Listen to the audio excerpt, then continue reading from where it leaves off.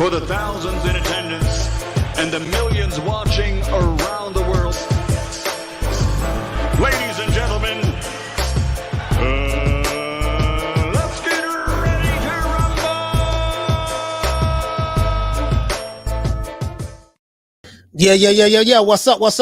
This that boy Coach Malachi Williams in the building. We back. New Media Today USA Boxing. We are back. New Media Today USA Boxing. It is what it is, man. This is the day before the fight. They have the weigh-in happening for the fight today. So we're gonna rock all the way out through the weigh-in. It's gonna, I normally try to end it in 2 hours. Try to just do a 2-hour show now, guys, because I know I've been running a little, a little fast, a little ahead of time in previous weeks, but now I'm literally trying to stick to 2 hours. But we're gonna rock out, man, and see what we can do, make it do what it do, make it happen. And we're gonna give our predictions today, because a lot of people have been asking me, what you predicting, coach? What's your predictions for the fight?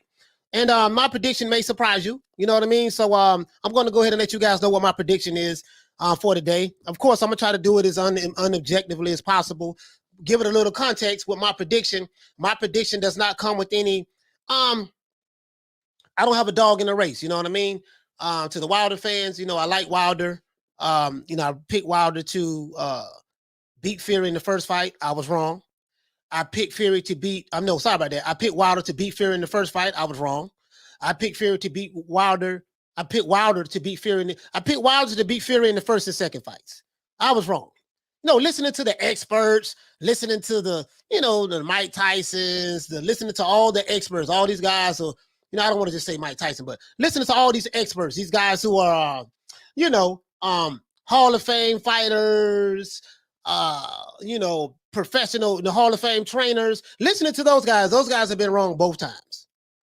But anyways, that's neither here nor there. Shout out to everybody on Facebook. If you're watching this on Facebook, please, shout out to you guys. Shout out to everybody who's watching on Twitter. If you're new to the channel, please subscribe and hit the like button. If you're new to the channel, please hit the thumbs up button for the old boy. Do that for the old boy. It really helps the channel out a lot.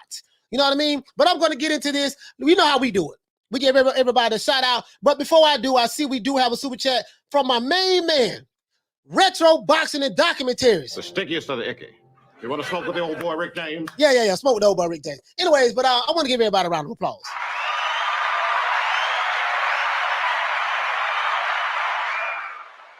Shout out to my main man, Retro Boxing and Documentaries. Hey, okay. For dropping that quarter of a bam, diz up on your boy. Hey, Leroy.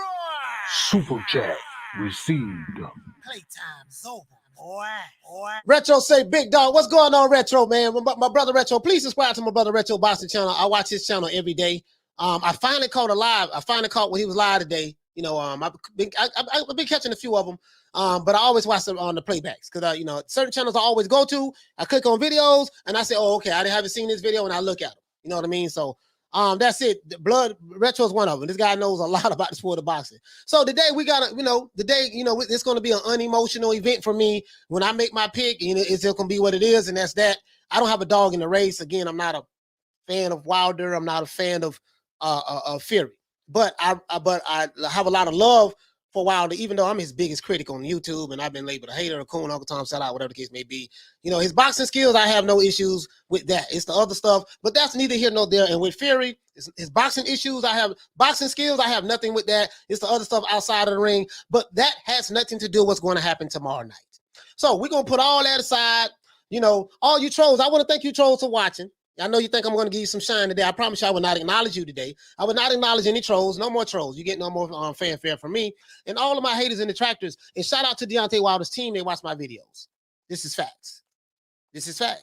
And so shout out to that guy. You know who you are. Especially the main guy who go around watching everybody's stuff. Anyway, shout out to you guys. And I wish you guys luck tomorrow. Shout out to Team Tyson Fury. I wish you guys luck tomorrow. We're going to find out who is who and what is what tomorrow. The talking is over. Right? We're going to watch this on way in. Anyways, let's go ahead and give everybody a shout out. Shout out to my main man, Anthony. Hey, okay. Shout out to Hector Garcia. Hey, okay. Hector, my man. Shout out to the Queen Lisa Bales. Hey, okay. Shout out to Meryl Dixon. Hey, okay. Shout out to Pugilism. What's happening? Hey, okay. Shout out to Fin Zone. Oh, you got the mullets of Miami Mullets down there, huh? And now we call it. Hey, yeah. Now, you can't say that. If you're a Dolphin fan now, You know, they don't call them Miami Mothers. They call them the Dolphins, and they always talk about, well, we the only undefeated team. Back in 1972, we went 17-0. Then they roll Don Shula old ass out there, and they get old Dan Marino ain't with them, but they'll roll him out there. He'll come out there too. They'll bring out the whole 1972 Dolphin team, the ones who still alive. And we got to hear this all over goddamn year. But anyway, that's neither here nor there. Shout out to my main man, Finzo. Hey, okay. Shout out to Thomas Jones. Hey, okay. Shout out to, let's see who we got. You go right here, man. My mouse be tripping, man. Shout out to KB in the building. Hey, okay. Shout out to Andy C. Hey, okay. Andy C said, I predict pain. Clubber Lane. Shout out to Clubber Lane. Hey, okay. Shout out to Teach. What's going on, fam? Hey, okay. Shout out to Pretty Lou. Shout out to Lou Peterson, man. That's Lamont Peterson, brother, man. Shout out to Lou Peterson, man. Light skin Lou. What's going on, my brother? Hey, okay. Shout out to, man, this mouse, dog. You guys understand. You guys understand what I'm going through. You know, the struggle is real over here with this mouse. I have a mouse, man. It's giving me problems and I'm going to feel like throwing it against the wall.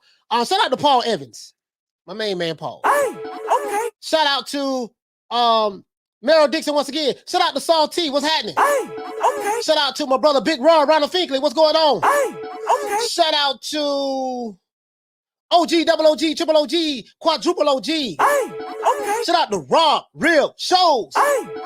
Shout out to OJ Juman. Hey, okay. Shout out to who else we have? Shout out to, you know me, I don't like missing nobody. Before I start my shows, guys, I like to say everybody's name before we start. You know, I think that's out of respect for you guys. Shout out to Ray Smith. Hey, okay. Shout out to my family in the chat. Hey, okay. Shout out to Nikki, the Queen Nikki. What's going on, Queen? Hey, okay. Shout out to who else we have? Shout out to I Speak English. What's happening? Hey, okay. Shout out to David. Hey, okay. Shout out to the Queen Lee Luna. Hey, okay. Yeah. Shout out to the Queen Carmen Serene. Hey, okay. Shout out to Muhammad Ali, the great one behind me. Hey, okay. R.I.P. to the great Muhammad Ali, marvelous Marvin Hagler, and Pernell Whitaker. And all of the other fallen soldiers in the battlefield of boxing that we lost. Shout out to Perfect Punch Boxing. Hey, okay. My main man Jamie over there in the UK. Shout out to Raw Dog. Hey, okay. Shout out to the Queen Nick Rich right here in Florida with me. Hey, okay. Shout out to John Doe. Hey, okay. Shout out to Charles Stevens. Hey, okay. Shout out to, once again, my main man Retro Boxing and Documentaries. Please subscribe to his YouTube channel and subscribe to Blood Boxing as well. Shout out to Richard Slutsky. Hey, okay. My main man, Blood Boxing. Hey, okay. Right here in Gainesville, right here in Florida with the old boy. Right here in Florida with the old boy. Shout out to hey, okay. shout out to Zimriel. What's going on, fam? Hey, okay. Who else we got? Just want to make sure I get everybody, guys. I'm picking it up a little bit, guys. I'm picking it up a little bit. You know, the day I'm feeling my energy a little, little low. I feel burnt out. I feel burnt out. But hey, we're gonna get through this today. We will get through this today. Shout out to Pugilism. Hey, okay. Shout out to my main man Glenn over there, Major Key Boxing. Major Key Boxing. Hey, okay. Yeah. What? To this day? Yes, sir. Yes, sir. Shout out to Jeff Lucietta. Hey, okay. Shout out to Ali Mohammed. Hey, okay. Shout out to my main man Jawar. What's going on, fam? Hey, okay. Yeah. What? Shout out to Puerto Rican Rom. Hey, okay. Shout out to Nolligus. What's going on? Nolligus Flacas. What? Yeah. Hey, okay. Shout out to Rider of the Storm. You gotta know how to ride the storm, baby. Yeah. Hey, okay. Let's see. Shout out to my brother Diallo Huggy Bear is what I call him. If you guys don't know nothing about the show on Starsky and Hutch, you wouldn't understand what I'm talking about. Advise you to go back and look at it. Shout out to Mad Chad Boxing. What's going on, fam? Hey, okay. Let's see. What we got? Shout out to Alex Garcia. What's going on, fam? Hey, okay. Shout out to James Roy with the Lick Reed. Hey, okay. Shout out to Irish Boxing Bros. Hey, okay. Shout out to T Thoro. What's happening? Hey, okay. Shout out to Puro Sur Central with the Lick Reed. Hey, okay. Puerto Rican Raw. What's happening, bro? Hey, okay. Shout out to Al Fuan. Hey, John Doe, what up, though? Really, though? Bam Bam Bigelow, certified pimp like a gigolo. What's happening, bro? Shout out to Williams, Strachan. What's going on, fam? I think I got everybody up here. Shout out to the Big Math. What's going on? Big Math. Shout out to my main man, my co-host, my big brother, the OG double OG out there in LA. My main man, Shelton Moore. Shout out to Mr. Man. Shout out to 913 Boxer. A lot of people in the chat. Shout out to. All right, I think I can go down now. If I forgot you, man, please forgive me. I'm trying to get everybody I can. Shout out to Andy C. Shout out to Paul Evans, and shout out to Ava. Shout out to G the PT. Shout out to my main man Javon Soto. Shout out to Unrivaled Boxing Talk. Let's see who else we have. And I think that's it, bro. That's it. Shout out to the Urge. And I think that's it, guys. Let's get into this. And shout out to Burger Planet. Once again, if you're new to the channel, please subscribe, hit the like button. Even if you're old to the channel, do not forget to hit the like button. It helps the old boy out. Really though, help the old boy out. Also, click the link in the description below to check out the merch. We got it. We got the bomber jackets. It is what it is. Anyways, let's go ahead and do this. Let's go ahead and do this, guys. So now, also we have a special guest coming in today. You have a special guest coming in today to help give their predictions and how we're going to break this down. And we're just going to try to be as objective and unbiased as possible. That's how I'm going to do it, irregardless of who say what. Shout out to the trolls. Shout out to the, people who hate my guts. Shout out to the YouTube channels who cannot stand me. Shout out to you guys as well. All of us are doing our part in keeping at least the conversation going in the sport of boxing. It's nothing personal. It's never personal with me. Not with the old boy. It is what it is. Now, today is, the fight is tomorrow. You got Wilder Fury 3, right? Right now, we're going to talk about the final weigh-in. We're going to talk about the weigh-in. That's going to be the final weigh-in of this trilogy match. No more fights between these two guys. And we're going to give our prediction. I'm going to give my prediction. And I also want to address the conspiracy theories that are going on right now today. And I have the receipts. We're not going to play the videos. We're just going to show it to you. Let me show you some of these headlines. And we're going to look at the chat. What the people are saying in the comments, and I'm gonna tell you right now, bro, it's crazy. It really is crazy, bro. You guys have no idea. I want this fight to be over with so bad because I want to get past this, regardless of whether Wilder wins tomorrow or Fury wins tomorrow. I want to get past this. It's too much negativity surrounding this fight, from a racial element, from a black channels attacking other blacks who do not want to fall in line with them. It's crazy. Whole lot of internet gangsters, all caps. Dudes ain't gonna bust ain't gonna put mayonnaise on a ham sandwich. But they, these guys are gangsters, bro. They got AK-47s on YouTube and they shoot their shots in all caps. But that's about as far as it's going to go. And then the guys who do a lot of talking and stuff, I run my mouth a lot. You know what I mean? But you're going to never hear me going around threatening anybody. I'm never going to talk about pulling up, never going to, disrespect you, call you bitch ass N-words. You ain't going to never get that from me. A little too old for that. But you guys know where to go at when you want to see the As the World Turn, the Jerry Springer show, the Ricky Lake show, the Maury Povich show. You know where to go at with that. Over here, we keep it nice and we keep it nice. You know what I mean? But anyways, that's neither here nor there. Now, Wilder Fury 3 is finally here, guys, and everyone has taken a side. We know this, right? Now, whether you have Wilder stopping Fury in the third is what I've been hearing from Wilder fans, and he's going to stop him in the third, first round knockout, it won't go 5, yada, yada, yada, yada, yada, yada. Or whether you believe Fury will TKO Wilder again. Tomorrow night, we will all find out who were right, and who were wrong. You see what I'm saying? I have some fights where I'm right at, and I have some fights where I'm wrong in. You know why? Because we really don't know what's going to happen until we actually see the fight. None of us don't know a goddamn thing. The only thing we do know, there's a fight going on tomorrow night, and whoever wins, whoever picked that guy to win, they're going to say they was right, and whoever picked that guy, their guy to win, they're going to say they're right. We'll find out tomorrow, though. Right? Now, some of the Alphabet Boy channels have been working overtime, putting out a narrative that's not based on facts, but solely based on what they want to believe and what they want their cult-like following to believe.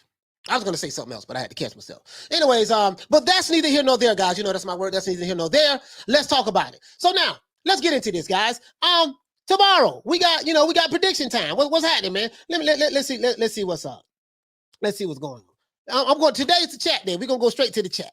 We're gonna go straight to the chat. I'm gonna show a couple of receipts, guys. We're gonna go straight to the chats. You know what I mean? Let's see. Saul T says Fury, 281 pounds, Wilder 224. My prediction. Night Wilder. Okay. So that's the prediction for the weigh-in. Okay, how much Fury is gonna weigh, how much Wilder's gonna weigh. Okay. Javon says, I didn't know there was a cheating conspiracy again. Yes, I'm gonna show it to you. I am not making this up. You guys know me. When I say something, boy, and I say, if I say something, I can show it to you. You see what I'm saying? That's the best way to do it. Deontay Wilder, somebody created Deontay Wilder avatar. He said that Fury is history after tomorrow. We're gonna find out. We're gonna find out, my brother. KB says that he said, will JD be watching Fury's gloves again or Malik Scott? You know what, man? Listen, far as I'm concerned, KB, they need to have the FBI, the CIA, the Department of Homeland Security, Scotland Yard, the Mossad, the Jewish Mossad. They need to have the Quds. They need to have every intelligence agency around the world in Tyson Fury's room, watching his gloves, watching everything, because I don't want to hear no goddamn excuses. These niggas is making me sick with this, like literally. Your King said at the press conference 2 days ago, when the lady asked him, I forgot the lady's name, you made a whole lot of accusations about Fury cheating and this and that, and he did A, B, C, and D. She said, why, what do you have to say about that? Do you really believe that? He said, that's what I believe. He did not say, yes, I have proof of that. My man JD's was right there in the locker room, and he physically saw all of the allegations that I made with the egg weights and everything, and the padding taking out the glove. He saw it because he was right there. He didn't say it. He said, that's what I believe. What is the belief based on? Well, I saw some videos. Yeah. Listen. So anyway, that's neither here nor there. We need to have everybody in there. I want to make these guys happy. I want to go far and beyond the call of duty to make them happy. Because irregardless of what happens tomorrow night, I don't want no goddamn excuses from Fury side or Wilder side. And I want to be done with it. Anyways, let's keep going. Jeff Lucietta says, Godspeed to both dudes, even though Wilder always talking about killing people in the ring. Yeah, sometimes you might be the body that you're looking for. Guess what, guys? We got the special guest lady Shannon in the building. Man, you's a sap sucker and a jive turkey. That's to them the troll that hit me up this morning. That's to you. Shout out to Lady Shannon. Boom. Make us smaller now. We too close. Make us smaller. Yeah, so we can see the backdrop. There you go. All right. Here we go, guys. So now we got Lady Shannon in the building. She's going to give her prediction. I gave my prediction on her show, but today is pretty much a show for everybody in the chat. We just want to pick who we got. I don't care which side of the fence you're on. As you guys know, I don't have any emotional investment into this. So I'm gonna make my pick. I know when I make my pick, I know what I'm gonna be called. They've been calling me that all since I've been on YouTube. It's not a problem. Bring all that smoke over here to me. I'm with it. Anyways, Shane, I'm definitely get to who you got and why. And let's see what they're talking about. Andy C says on Twitter gangsters. Lee Luna says that I'm surely not getting out of, coach. Hey, Lee Luna, you hit the nail right on the head. Let's see. Ronald Finkley says that Big Ron says that boxing event turns to a black on black white man being overthrown, all because of Wilder. Yeah, this is crazy. My main man Shelton. Let's see what you got. Burger Planet says Fury rounds 1 through 3, and you got it quick. I haven't heard that from Fury yet. Food Revolution says I'm tired of this fight, coach. I went to the last fight. I'm not even buying this one. I'm just going to tune in to the commentary and watch the playback. All right. Shane, how do you feel about this? How do you feel about this fight? Just so it needs to be over and bloody done with as well. Like no horse in the race for me. Not big on Wilder, as you lot know, and not big on Fury, as you lot know. But do you want me to say what I think will happen? Yeah. 'Cause we're gonna read the chats, and then I gotta show the guys the conspiracy. I don't know if you know about the conspiracies that's out now. Oh God, yeah. I'm gonna show it. Yeah, All right. yeah. So basically, what I think is going to happen is that Deontay Wilder will still lose, but it will just take him one round quicker to lose, not 1 round longer, 1 round quicker. I feel that he's going to try and show us what he's learnt with Malik Scott at the age of 36. There's just way too much things that you've had to, where he says Malik didn't train him and teach him anything. He had these things I had these things in me. And then we just had to take him out. Like, never wants to give anyone credit. Like, bruv, you had to get taught from scratch back again. But it's cool. He's all right. Malik dives Scott with all of that. So grovel a lot. Happy to have a paycheck, D class, D- fighter, so this is an upgrade for him. Basically, Wilder will come out round 1 looking stellar. Like, yeah, round 2, stellar. Round 3, it all falls apart. Oh no, game plan's not working. Oh no, round 4, game plan's not working. Oh no, I'm gonna have to try and land the right. Oh no, round 5, round 6, Fury gets him out of there. So I'm predicting Fury round 6. All right, you're predicting Fury. Shane is predicting Fury round 6. Let me hold on, Shane. Someone just tap something in the chat, guys. Bear with me, guys. I want to make sure. I already know what he's saying. Yeah, this is it. Oh my God, I can't make this up. What? I swear I can't make this up. Okay, here we go. I had to put up another receipt. Sorry about that, guys. All right, so I'm gonna tell you guys who I got. I'm not gonna drag it out. I have Tyson Fury winning this fight, probably like maybe a 10th round stoppage. I'm gonna tell you why. So let me address the Deontay Wilder fans and supporters right quick. I'm gonna tell you why. Again, let me address this. I am not a fan of Deontay Wilder. I love him as what he's done for the sport of boxing and how he was able to fight and make a lot of money for himself, starting the game late. I love him for that. He's a good father to his kids. You can't help but love and respect a man like that. So there's no hatred or malice at all or anything. I want you guys to know that. Contrary to popular belief, I know some of you guys are really sick and delusional. Some of these guys, and this is what happened when you follow a cult. I know, because I was one of them. I know you so well because I used to be you for 25 years in the Nation of Islam. So I know you very well. Trust me. I was doing it way, way, way back then. Anyways, but now, I have Fury. Probably, I think it's going to be a TKO stoppage. I'm going to tell you why. I know that Wilder's going to come, kind of like what Shan says, he's going to do everything that he's been taught.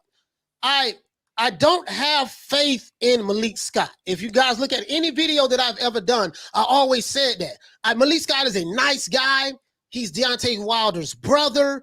They love each other so much. And every time even in the press conference, Wilder talk about the love that he has from Malik Scott, the love. And I'm always hearing love and, brotherhood and this and that and yada, yada, yada, yada, yada. That's good. That's good. Love, brotherhood. I'm happy with all of that. But the reason why I do not have any faith in Malik Scott, I have to know is this guy's more than just a glorified yes man. Well, and I'm going to tell you where I'm going at with this. This guy in my opinion, is doing over-the-top compliments about his fighter. I get what you're saying, and I think he's doing over-the-top compliments because he's not looking at it from a coach that's training a fighter standpoint, Shan. He's looking at it from, this is my brother. I love him, and this is what I see based out of my love and brotherhood. Instead of, I don't think he's looking at it objectively. Go ahead, Shan. Yeah, no, I don't think he's looking at it. Like I said, I think he's a bit enamored, in awe of Wilder. I think Wilder's provided him a great way of life at the minute, and I think he's just quite happy to be there. And to me, it's just weird that every time they're asked about anything strategic, or it's all about the love, and it's just like, all right, dude, like. I don't know. Where do you see it? It's a bit sickly, Mal. Yeah, but this, guys, I'm gonna tell you. I'm gonna finish elaborating. I'm gonna tell you exactly why I say what I said, right? Because my thing is this. When the plan is, listen, it's 2 Hall of Fame fighters, trainers that I spoke with. I spoke to Buddy McGirt. He's a Hall of Fame fighter. He's training. I don't know. He might be there as a trainer, hopefully.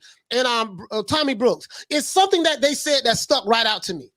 They said that, now Tommy, especially Tommy Brooks, he said the worst thing you can do is give your fighter too much information.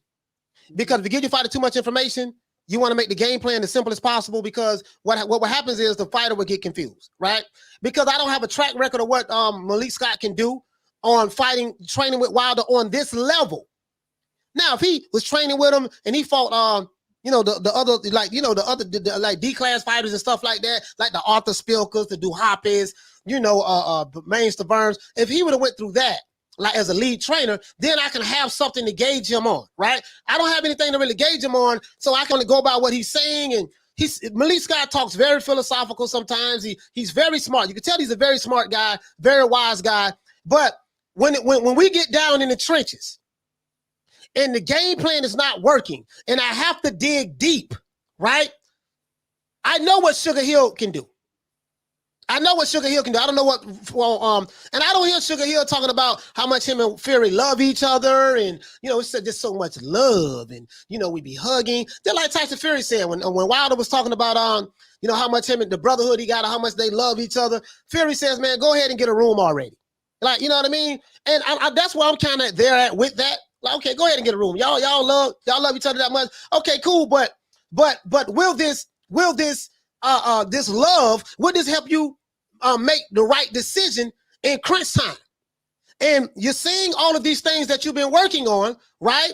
Wild Fury ain't been saying pretty much nothing that's related to game plan. Sugar Hill ain't saying nothing that's a game plan. They just say, look, we're going to try to get him out of there. You know what I mean? But they haven't really, it's like you're going overboard. Yeah, we working on the body. We doing this, we doing that. Then we going to do this and do that. You might not do any of those things. My thing, Shan, is this. If he gives this guy too much information and they've been training all this time, like overload. What is he going to do? Information overload, right? Yeah. If the plan is not working, then what? We got a plan. You've given him everything, so that means the plan should, like he said, we've got a plan for everything that Tyson Fury throws at us. We have a reply and an answer. Well, you've given Deontay Wilder everything, so if this everything doesn't work, there's nothing else that you can do because you've given him everything. So that's my thing, guys. Now again, I could be totally wrong. I think this is going to be a good fight. I think Wilder gonna come out fighting hard. I'm gonna tell you, bro. We might see a Wilder that we never seen before. But I hope so. But the reason why I say that, guys, is this: the body gets tired. All that tough guy stuff sound good until fatigue sets in. When you get tired, there's a lot of things. Let's say you don't get this guy out of there fast. Let's say you don't get him out of there in 3 rounds like you're predicting, Malik Scott and followers of Wilder. Let's say you don't get him out of there in 3 rounds or 4 rounds or 5 rounds. Then what? The 6th round hit, the 7th round hit. They go to huffing and puffing. They tired. Malik, it ain't working, dog. I know you told me. You said we're gonna get him out in the 5th round. We're in the 6th round. And then you got all this stuff in your head. And then you got to worry about, should I drink the water? The water might be spiked again. Tyson Fury did say that they have people in high places. Guess what? Shout out my main man, too. The stickiest of the icky. You want to smoke with the old boy, Rick James? Hey, okay. For dropping that half for, bam, dub on your boy. Hey, Leroy! Super chat received. Playtime's over, boy. It's amazing you said that, Toon, because that's where I'm going at next. Shane don't know anything about this, I don't think. He said ref change was an inside job paid for by Tyson Fury. Too heavy, costume, whatever. Tyson going lean, punch behind the head, and some other stuff, excuses. And Lady Shan, I'm married, but it's not that serious.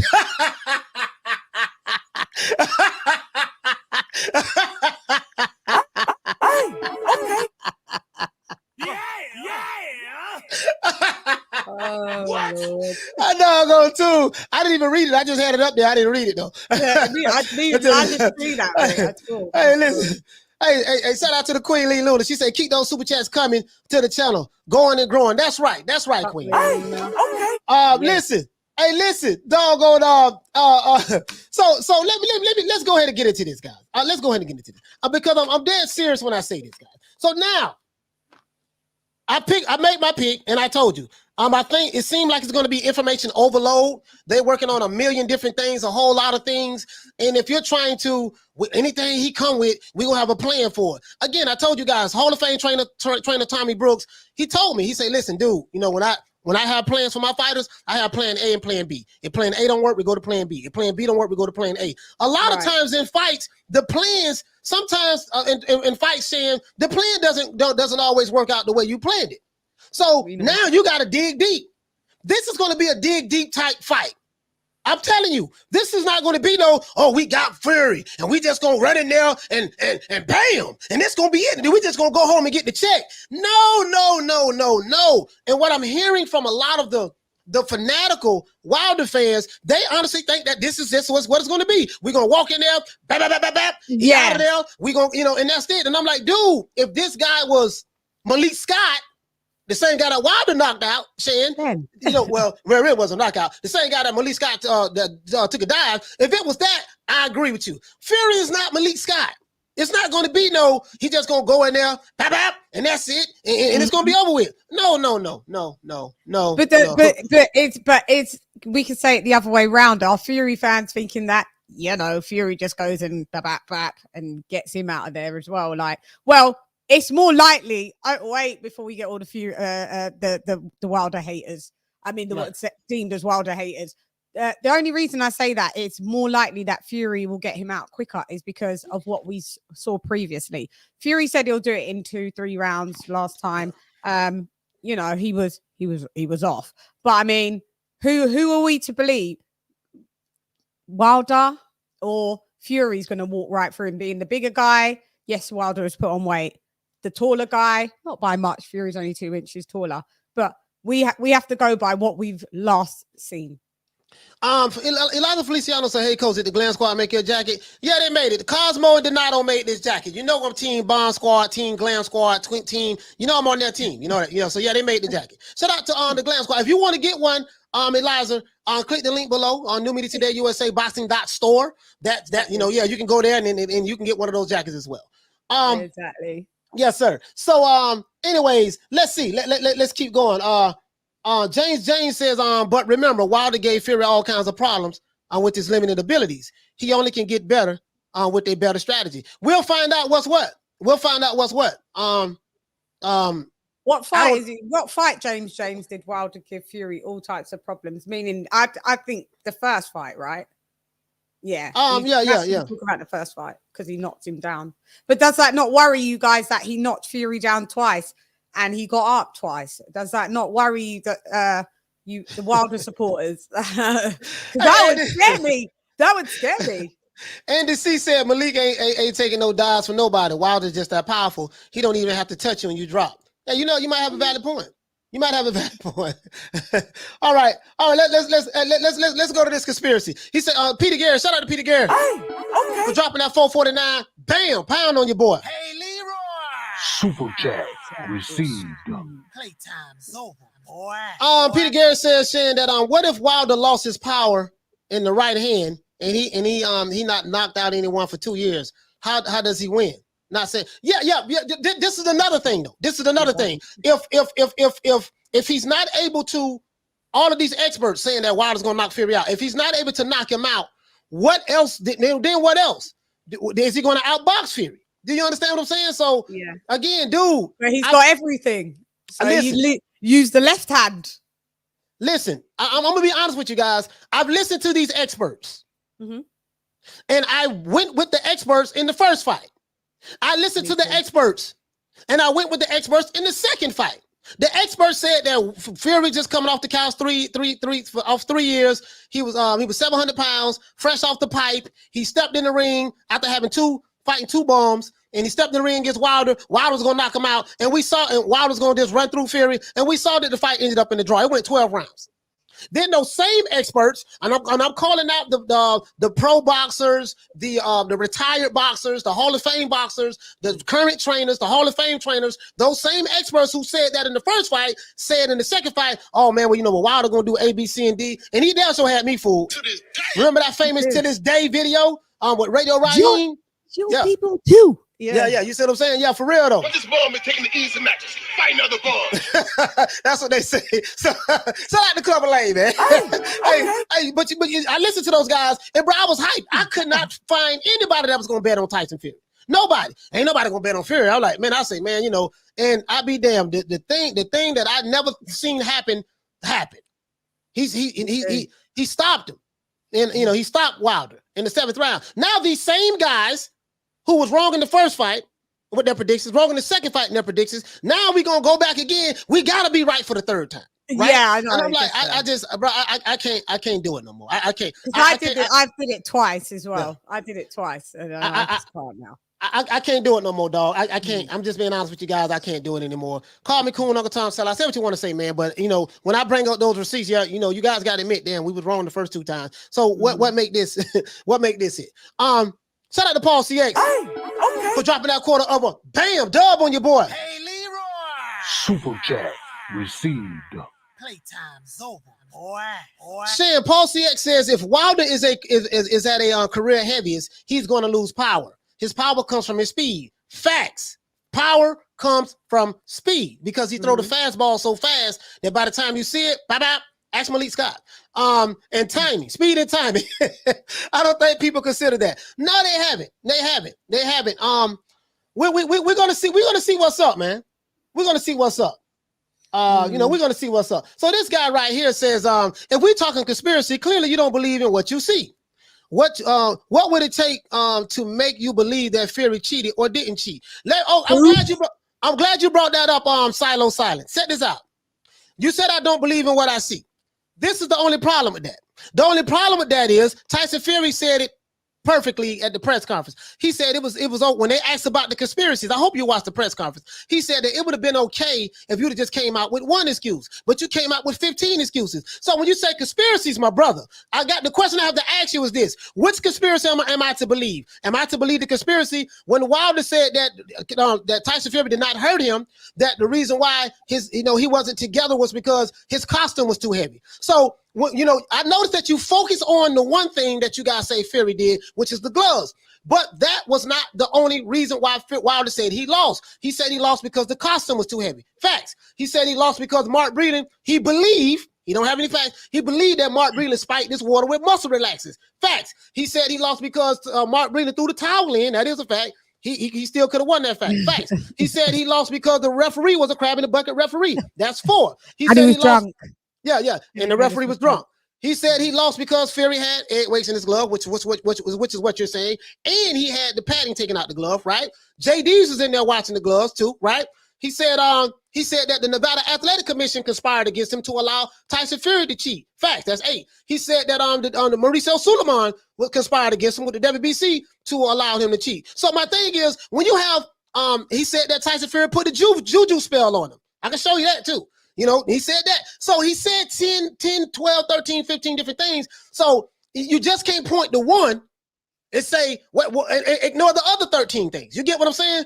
I hope you do. If you don't, then you just don't. But that's neither here nor there. We got another super chat that I missed. Shout out to my main man Tune, Shan. Hey, okay. For dropping that quarter of a bam dub on your boy. Hey, Leroy. Super chat received. Playtime's over, boy. My main man Tune said just checked out your store to buy some merch. I appreciate that, man, for the support. It's really going to help me. We're going to start a podcast. Should have started Monday, but it's been hectic, guys. He said, will you be dropping the winter hat soon? Yes, I will. I will be dropping hats. Guys. I promise you. I just want to make sure I get everything right. Want to make sure I get everything right with the hats and the snapbacks. Also, guys, please, Shan, give everybody your store. You have a store to it, right? Yeah, it's www.dunhamseason.com. Dunhamseason.com? Yeah. Okay. Yeah, you can go go over there and get the merch as well. It does help out a lot. Listen, I'm gonna tell you guys, when you're doing content creation in any niche, right? Niche. We do the niche of boxing. You have people do technology and stuff like that. Bro, this is a lot of work. You guys have no idea. I had no idea this stuff was this hard. I make it look easy, but bro, it's hard to say. You have no idea what goes into it. Like now, I'm not feeling my best right now, but that's okay. We're gonna get through this. You know what I mean? That's why I have help today. Yeah, it's okay. Yeah, but check it out though, right? Check it out though. So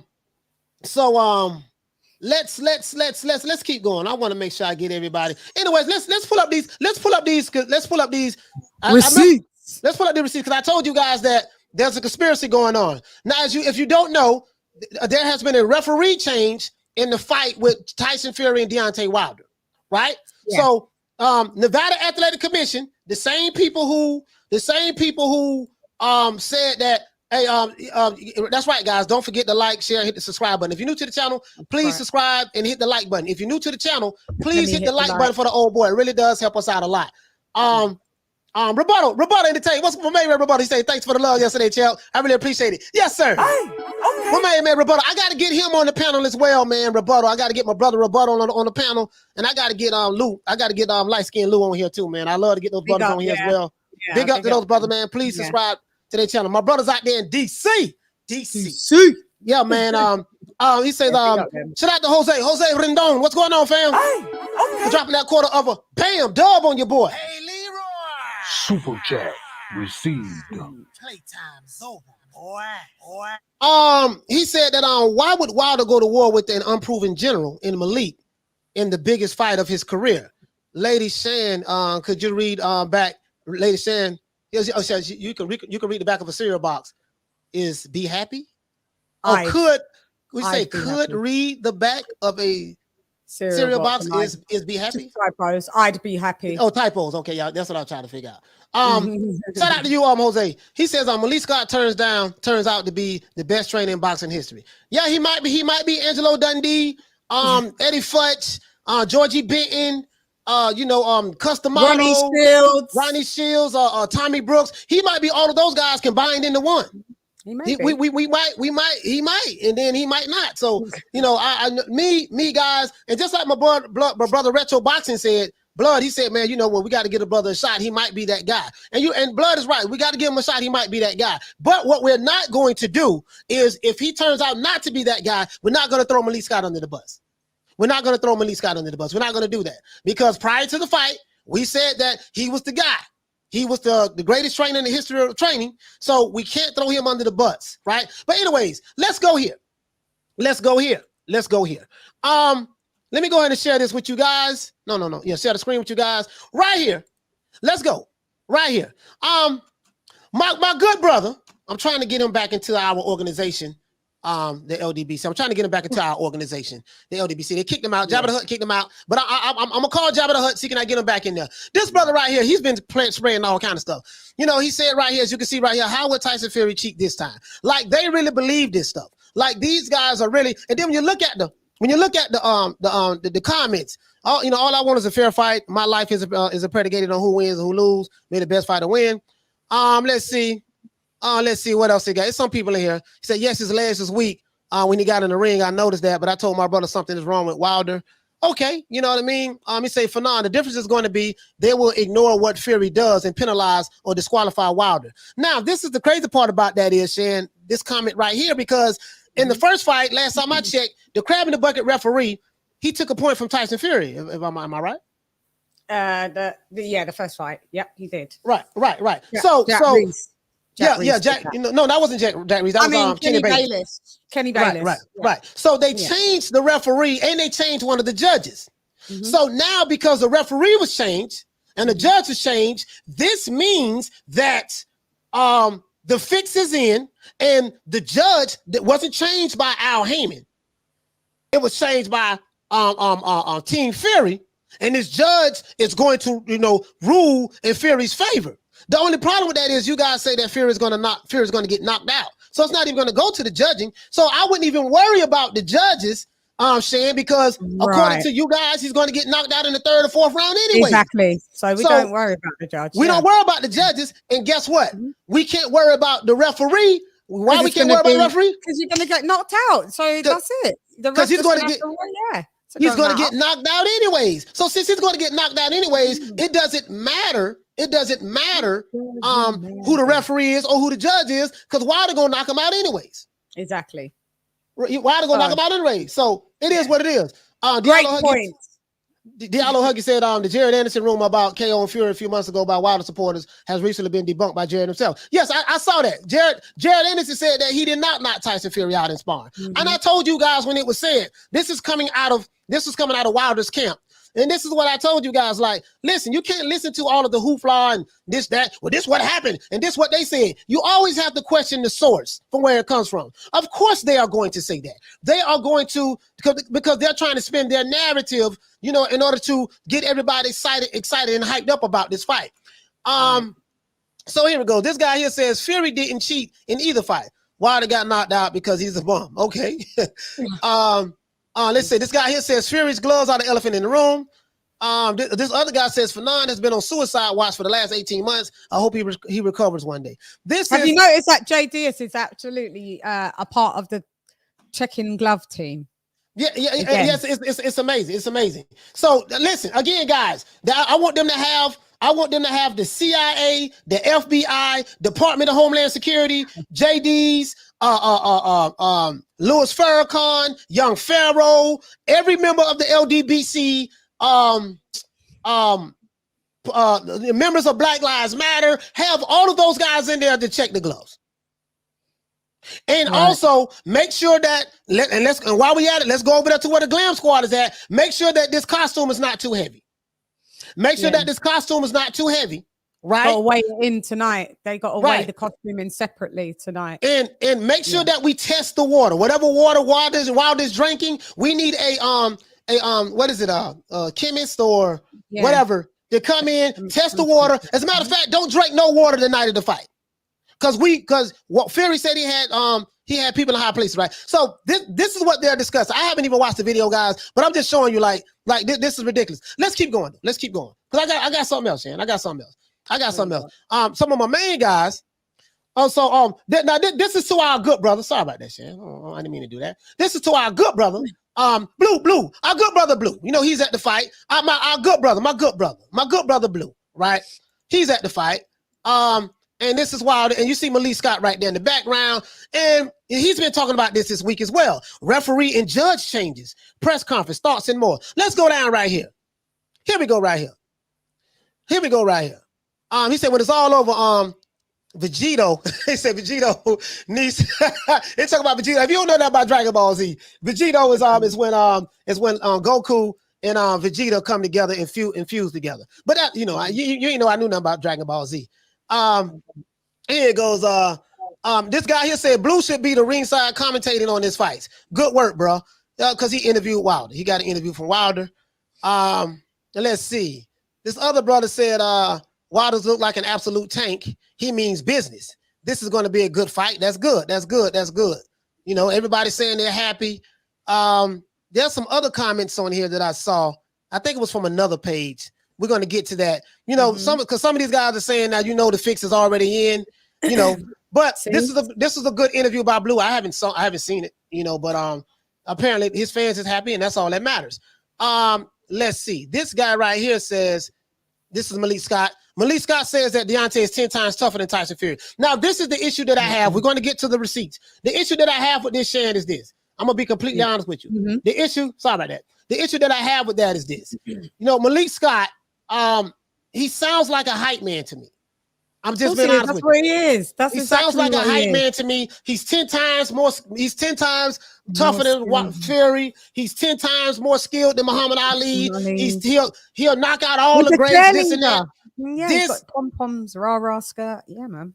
I've never heard a trainer talk like this about their fighter. I've heard trainers say that, hey man, my fighter is this and that, but I never heard fighters say, yeah, man, he do, you know, it's like it sounds like some real hype man type, like Flav. He's a yes man.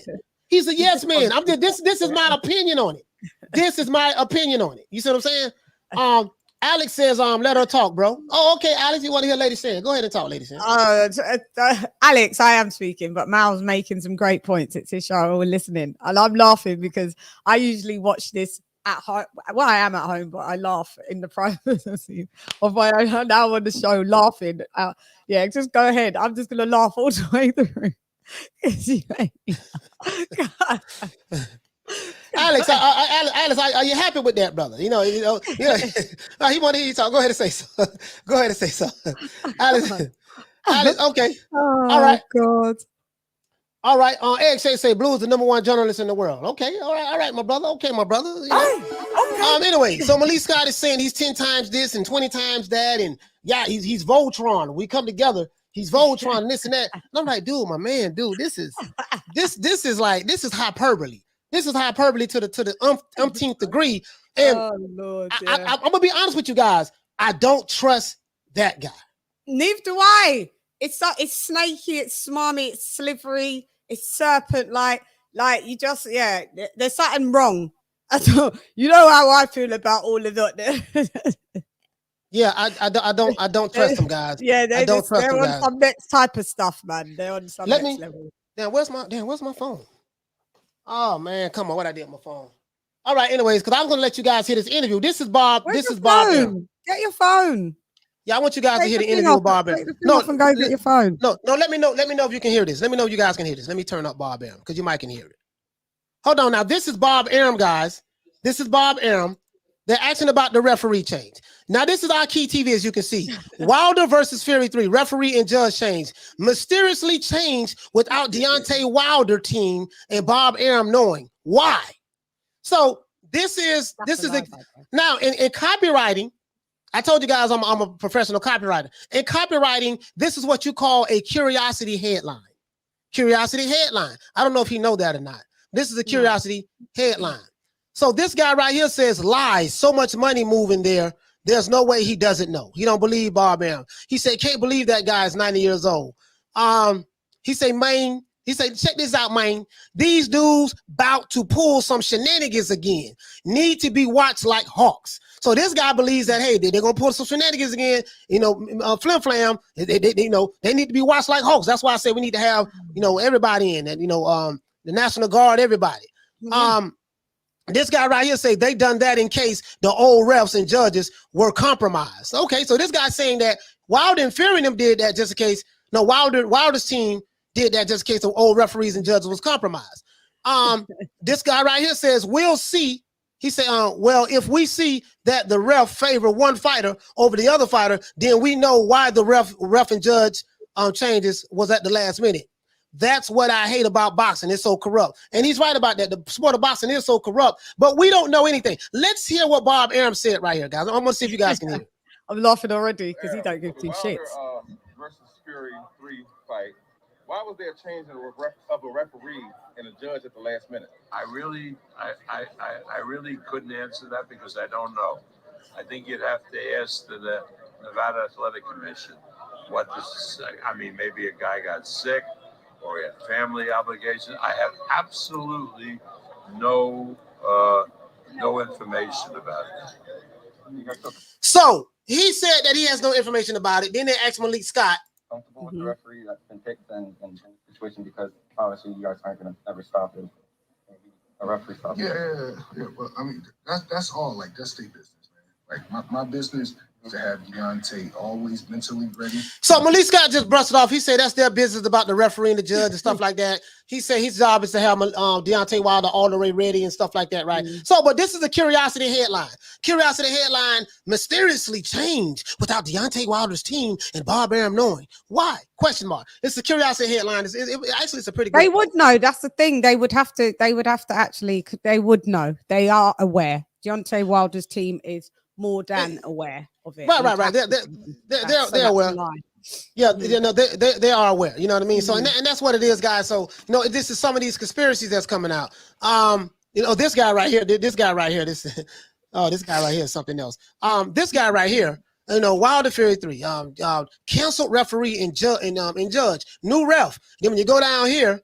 These guys are just, he said if Fury was really confident in KOing Wilder, he wouldn't feel he need and want a new judge and ref. So they feel like Tyson Fury has so much power that he is the one that's making sure that a new ref is changed and a new judge is changed and without Wilder doing anything, right? This guy right here says that Fury does seem to get lucky with the officials. I don't understand that when he had a point taken off him. How? That's right. With the officials, like the cut in his eye when he continued to have a fight against Odo Wallin. Now I agree with that. The Odo Wallin fight should have been stopped. That fight should have been stopped. You know what I mean? Yep. He said, this guy right here says, we are days out and they switch up the ref and judge, shaking my head. Deontay needs to get a body, nothing less to avoid controversy. Okay. This guy right here says, this feels sketchy. Anyways, this Saturday, Wilder puts himself in a position to snatch all of the belts. So what do you mean snatch all of the belts? Oh, okay. I guess he's saying later on down the line. So anyways, this is just some of the things that they're saying. He said, damn, the ref and the judges. He said, Wilder better KO Fury to secure the win. So, and this is what I'm saying. I'm like, so the narrative's starting. So if Fury wins, we've got another year and a half of our lives being wasted by new conspiracies. So this is what they're gearing up to do.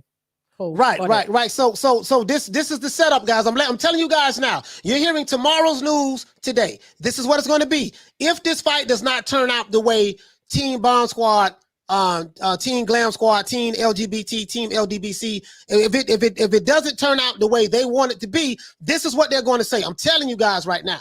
I'm telling you right now. Now these guys are predictable and they're pretty much spot on. When they say some stuff, they stick to the script. What you got to say about that, Shan? Exactly what you just said. Exactly what you just said. This is all they like. You knew that this was going to happen because first of all, before even before AJ losing, they tried to say that now that AJ's lost, that he's did that on purpose so he doesn't have to fight Wilder. So there's that. And then you've heard Wilder come out in the press and double down and triple down on, he's a cheater. If you look at how the gloves were, if you look at how this was, it's until a man accepts his loss, there's no way that he can move forward. That's why all day long, Fury owns Wilder's head. He should have just came out, whether or not, right? Even if he did think that Fury cheated and he's got no proof, just to make himself just look like mentally strong, he should have said, yeah, we'll deal with that another day. Just like stop talking about that. And instead, he's still doubling down and tripling down. Like guys, you can't write this in a book. Just stand by for the next few years of your life to be taken away from you when this new narrative gets kicked in on October 9th, just after tomorrow. The 12th round. Yeah, tomorrow. Or after the 7th round or 8th round. Yeah. Hey, shout out to Paul CX. Okay. Dropping that quarter of a bam dub on your boy. Hey, Leroy. Super chat received. Playtime's over, boy. He says, hey Sue, I guess he's saying Jesus Fury. Jesus Fury is apparently the most powerful boxer in boxing, whilst being worth about 10, what you say, 10, what is that, 10 pounds? 10 pounds, yeah. Yeah, 10 pounds. No, he's worth more than 10 pounds. Yeah, I'm like, all I'm saying, guys, is this. I honestly, I want this over. You guys don't have no idea. Like, I feel fatigued. I've never felt this drained before a fight. When you're a content creator, and Shan, you know this, when you're looking for stuff and you got to research and try to find everything, and it's like, damn, dog, like, just this and this, and it's just remixed and refixed all different types of ways. It's just a load of bullshit, mate. And I know this is fatiguing for Deontay Wilder supporters. They want this over with as well. They want this over with, but they want the outcome that they want. And there's nothing wrong with that. They want an outcome, and I understand that. I I really do understand that. Now this guy is a diehard fanboy of Wilder. I'm not going to play it, but and again, like this guy right here, oh my gosh, shocking weight, Black Panther caliber gains, and so they're showing what Wilder gained some weight. And he's just talking about in this video how Wilder's gained so much weight and this and that, and Fury's in trouble. I mean, to the point of fanboyism. Like this video was sent to me, and I watched it from beginning all the way to about maybe the 10-minute mark, and it took everything in my power to keep me from throwing up. Yeah, literally, guys, like my nigga. Listen, bruh, it's just like the other guy. What the guy named from the Alphabet Boys, BFTB or whatever the case may be. This guy is, just digital slobbing and, you know, for you know, just, you know, you know, No, King, and you know, it's such an honor and a privilege, and you know, oh my gosh, and it just feels so good, and it's just an honor and a privilege to, you know, you look so big and buff, and you look so juicy and meaty, and you King, so you know, bro. And I'm like, dude, like, bro, like, you're a grown ass man, bro. Like, I just wonder if he's got sons. I just can't. I'm just saying, dude, I'm cut from a different cloth, guys. You know, I'm cut from a different cloth. You know, how I was raised, how I was born, you know, we don't do that. You know, we don't do that. You know what I mean? So, and then the Fury guys, you know, I think me personally saying, I think that if Wilder win this fight, he's going to have to knock this guy out, like they say, within the first 4 or 5 rounds. Yeah, because you're not going to be able to outbox Fury. You're just not. He's not going to be able to out. Fury's not going to allow.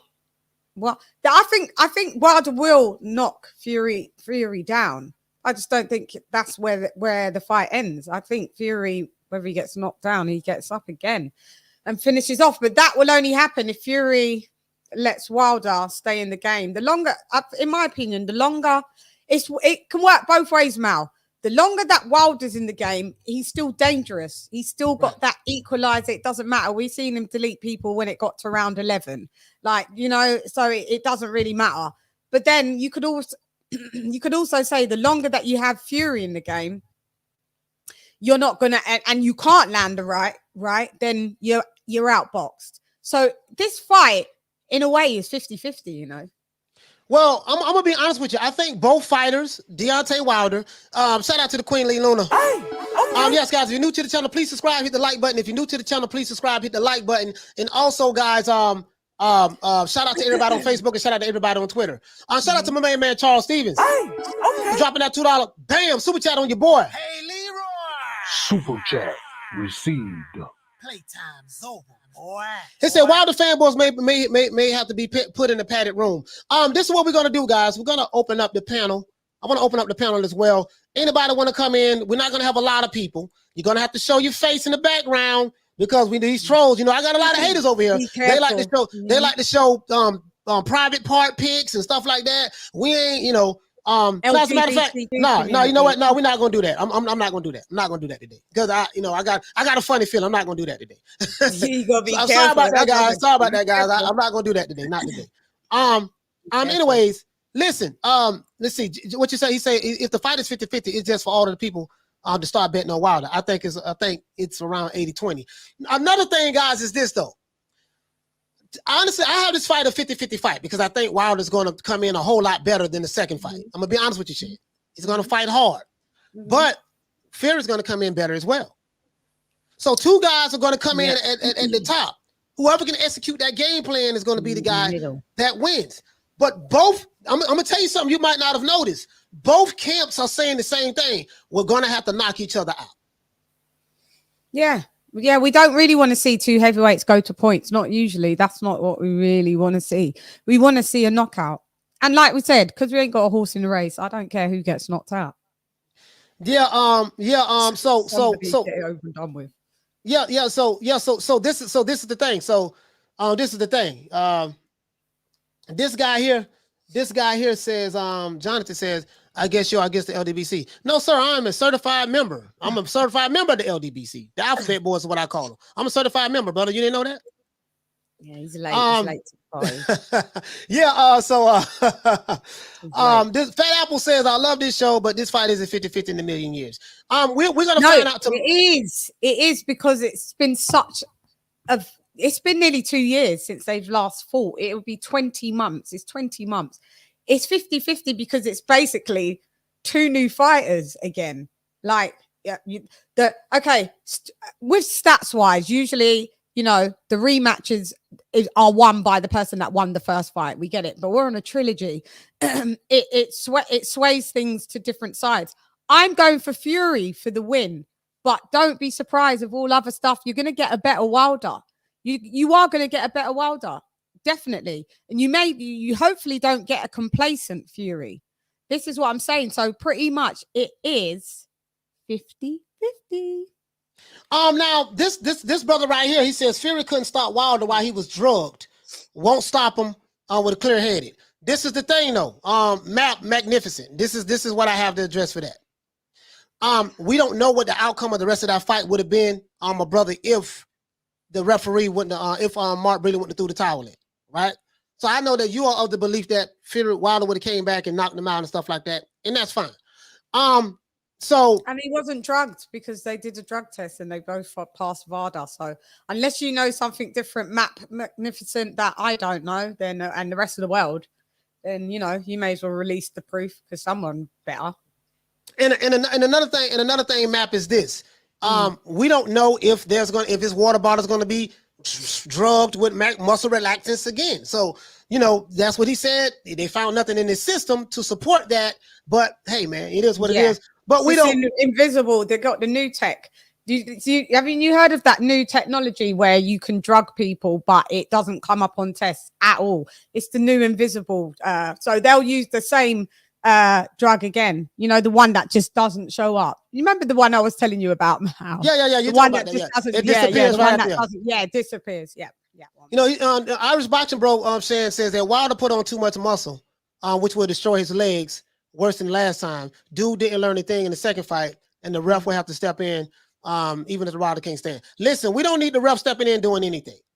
You know, we don't need no referees. We don't need no towels. We don't need no water. I don't want don't nobody drink no goddamn water. Nobody. We want some dehydrated fighters. No one drinks. He said, water. That's it. Dark Prince says, Coach giving the haters a voice. Yeah. We got to give him a voice, Dark. We got to give him a voice, my brother. It is what it is. But anyways, yeah, so this is how I see it. So Wilder is going to have to knock him out. Tyson Fury feels like Wilder's team feel like we're not going to get a fair shake. You're going to have to knock this dude out. So, and if you really feel like that Wilder's going to knock Fury out, you don't have to worry about no referee. You don't have to worry about no judges. We don't have to worry about any of that because guess what? Wilder's going to knock him out anyways. Exactly. Wilder's going to knock him out anyways, right? Exactly. And then Fury says he's going to stop Wilder.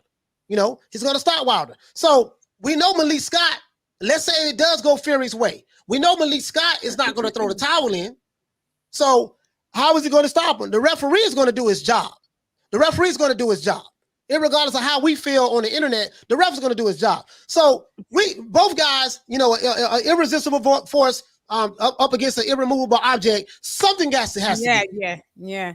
And that the ref doing his job is going to offer another narrative for the Wildettes because they're going to say Fury's paid off that ref. That's why he was the new ref, and that's why he waved off the fight, even though, you know, maybe Wilder's clearly losing, you know. But I'm just telling you, get prepared. These are all these guys are so intelligent. They've got every narrative in place at the minute.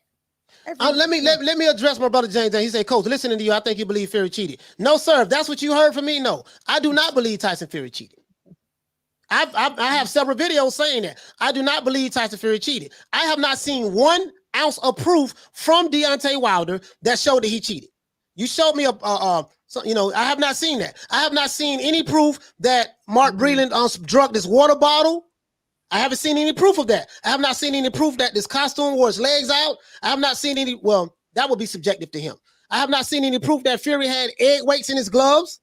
I have not seen any proof that the Nevada Athletic Commission conspired against Wilder to cheat, to allow Fury to cheat. I have not seen any proof that Mauricio Suleiman helped Fury cheat Wilder.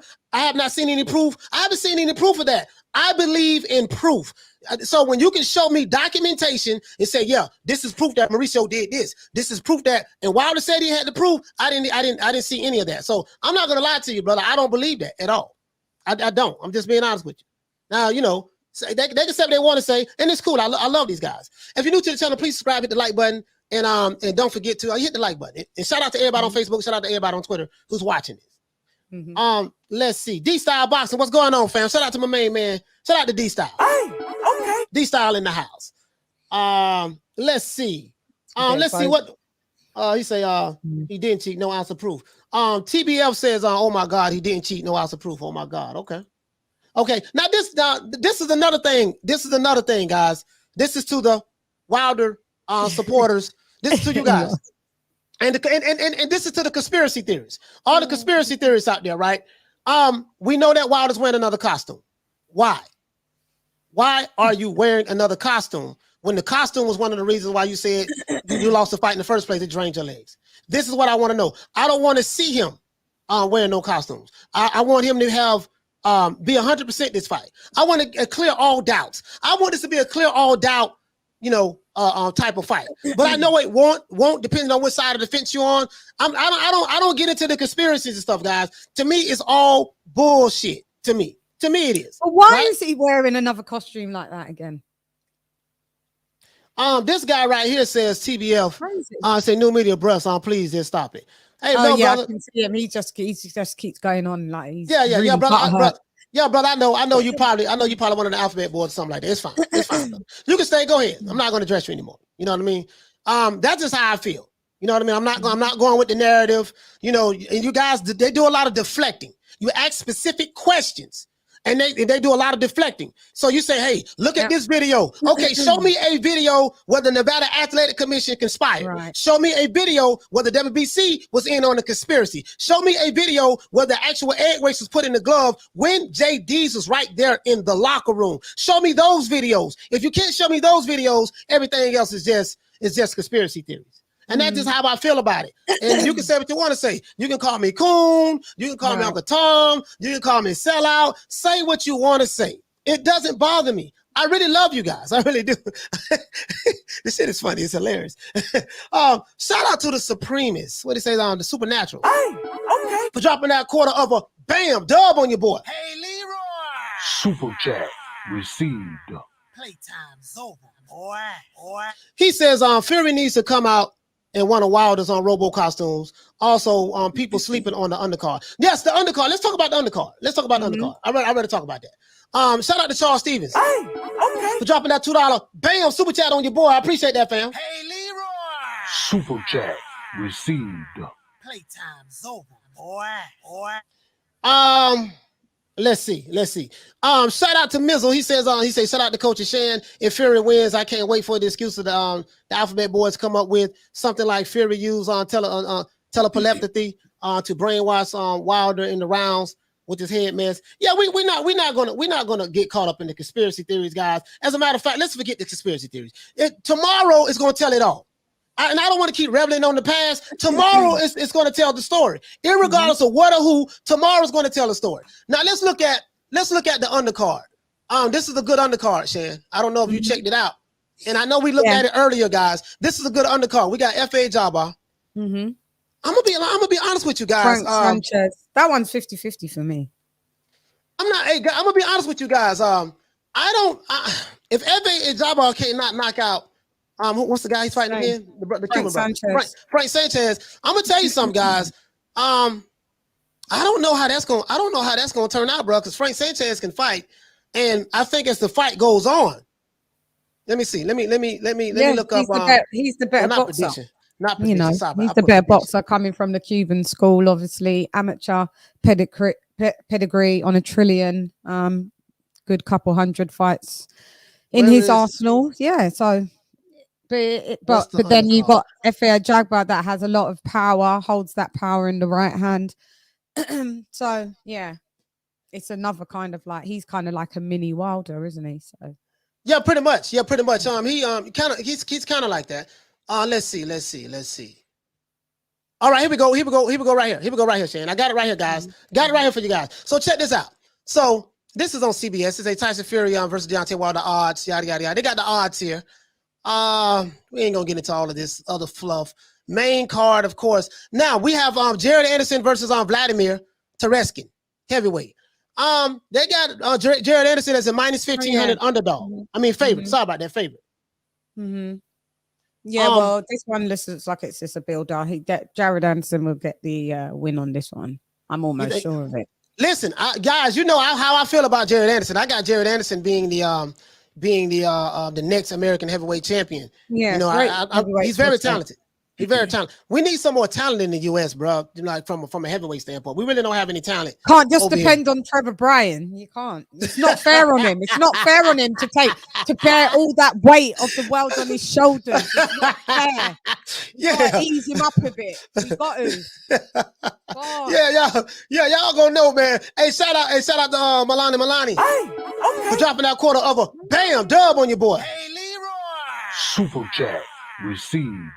Yeah, it's not fair on. It's not fair on Brian. Yeah, man. I appreciate that. I appreciate that, brother. Hey, Shelton says, BFTB Wilder's personal fluffer. Oh my God! Listen, guys. So who you got? Who you got in this fight? Jared Anderson, my main man. Now this is my guy. Now I love Jared Anderson. I'm not gonna lie to you. Jared Anderson. This is Jared Anderson all day. This is this thing to. It's a builder. Like he'll get that guy out of there. Let's see. Hey, so Ronald Figley said, God damn, Jared Anderson just gonna come off of the couch from playing his favorite video games and beat the brakes off his competitor. Yeah, this guy. No, I don't. I get what you're saying because this is such easy competition. He's gonna annihilate him. So everybody got Anderson pretty much all day. They're picking Anderson, right? They're picking Anderson. Okay, guys, look, check this out. What do you guys think about Robert Helenius and Adam Kalinowski? What about this fight? Rematch. Now we saw. Helenius. You got Helenius? Mm-hmm. Yeah. Now I was watching this fight. Like Helenius was putting them paws on the Kalinowski. Mm-hmm. That was Kalinowski doesn't have any defense. No, he don't have any. But he was tipped to win in the first fight. Like it was an upset, and Helenius whooped his ass in the end. So I've got Helenius on this one as well. But I know people that's got Kalinowski as well. Yeah, like Renee. Right. Kalinowski wins. Let's see. Jedi Gremlin, you said Anderson. Okay, so most people had Anderson, Jared Anderson. Let's see. As a matter of fact, I'm gonna tell you what else I'm gonna do, guys. Since we're here. Let's do a poll, and I'm not talking about the stripper poll. Damn! Let's do a poll. Let's do a poll. We got to do that. Let's do a poll. Bear with me, guys. I'm going to pull it up. Let's do a poll. Let's do a poll. We got to do that. Come on, what the hell is? Do that. All right, that's the me. If you're new to the channel, please subscribe, hit the like button. Let's do a poll. Who wins? Who wins tomorrow? Who wins tomorrow, guys? Who wins tomorrow? Question mark. Let's see. This is the main one. Well, let's see. We're going to add an option. Let's see. Deontay Wilder. Wilder by knockout. By KO, right? We're going to put Fury by KO, guys. We're going to put Fury by KO. We're going to put Fury by KO or TKO, right? Or do you think it's going to be a draw? And that's it. Or let's see, add one more option. Did you say cheat KO? 12 round. What did you say? No. A draw. Okay. Not cheat KO. I said either KO or TKO. Oh, okay, TKO. I thought you said cheat KO. Wilder, we're going to do Wilder by decision. We'll pick that. Wilder by decision. Bear with me, guys. I'm just typing it right now, Shane. Hold on. Wilder by decision. Wilder by decision.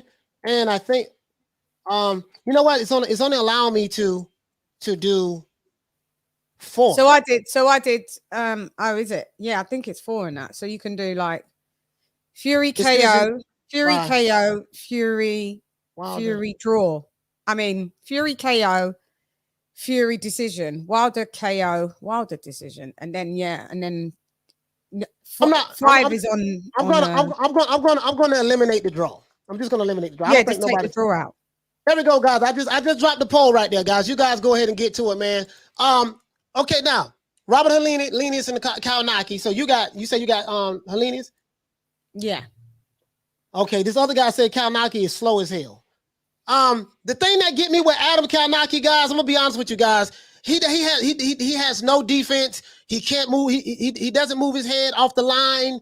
And I just don't have faith in him after what I saw. So I have Robert Helenius beating Kalinaki again by KO. I have Jared Anderson winning by KO, stopping this guy. Frank Sanchez and F.A. Jabbar. I'm going to surprise you guys with my pick on this.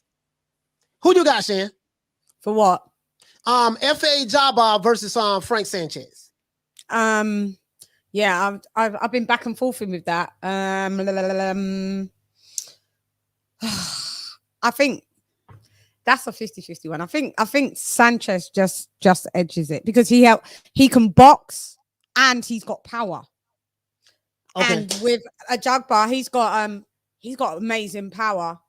Not as great as a boxer as Sanchez. But he's more agile than Sanchez though. So it's pretty straight down the middle. I wouldn't be mad at someone that said they went for a Jabbar or they went. It's pretty straight down the middle.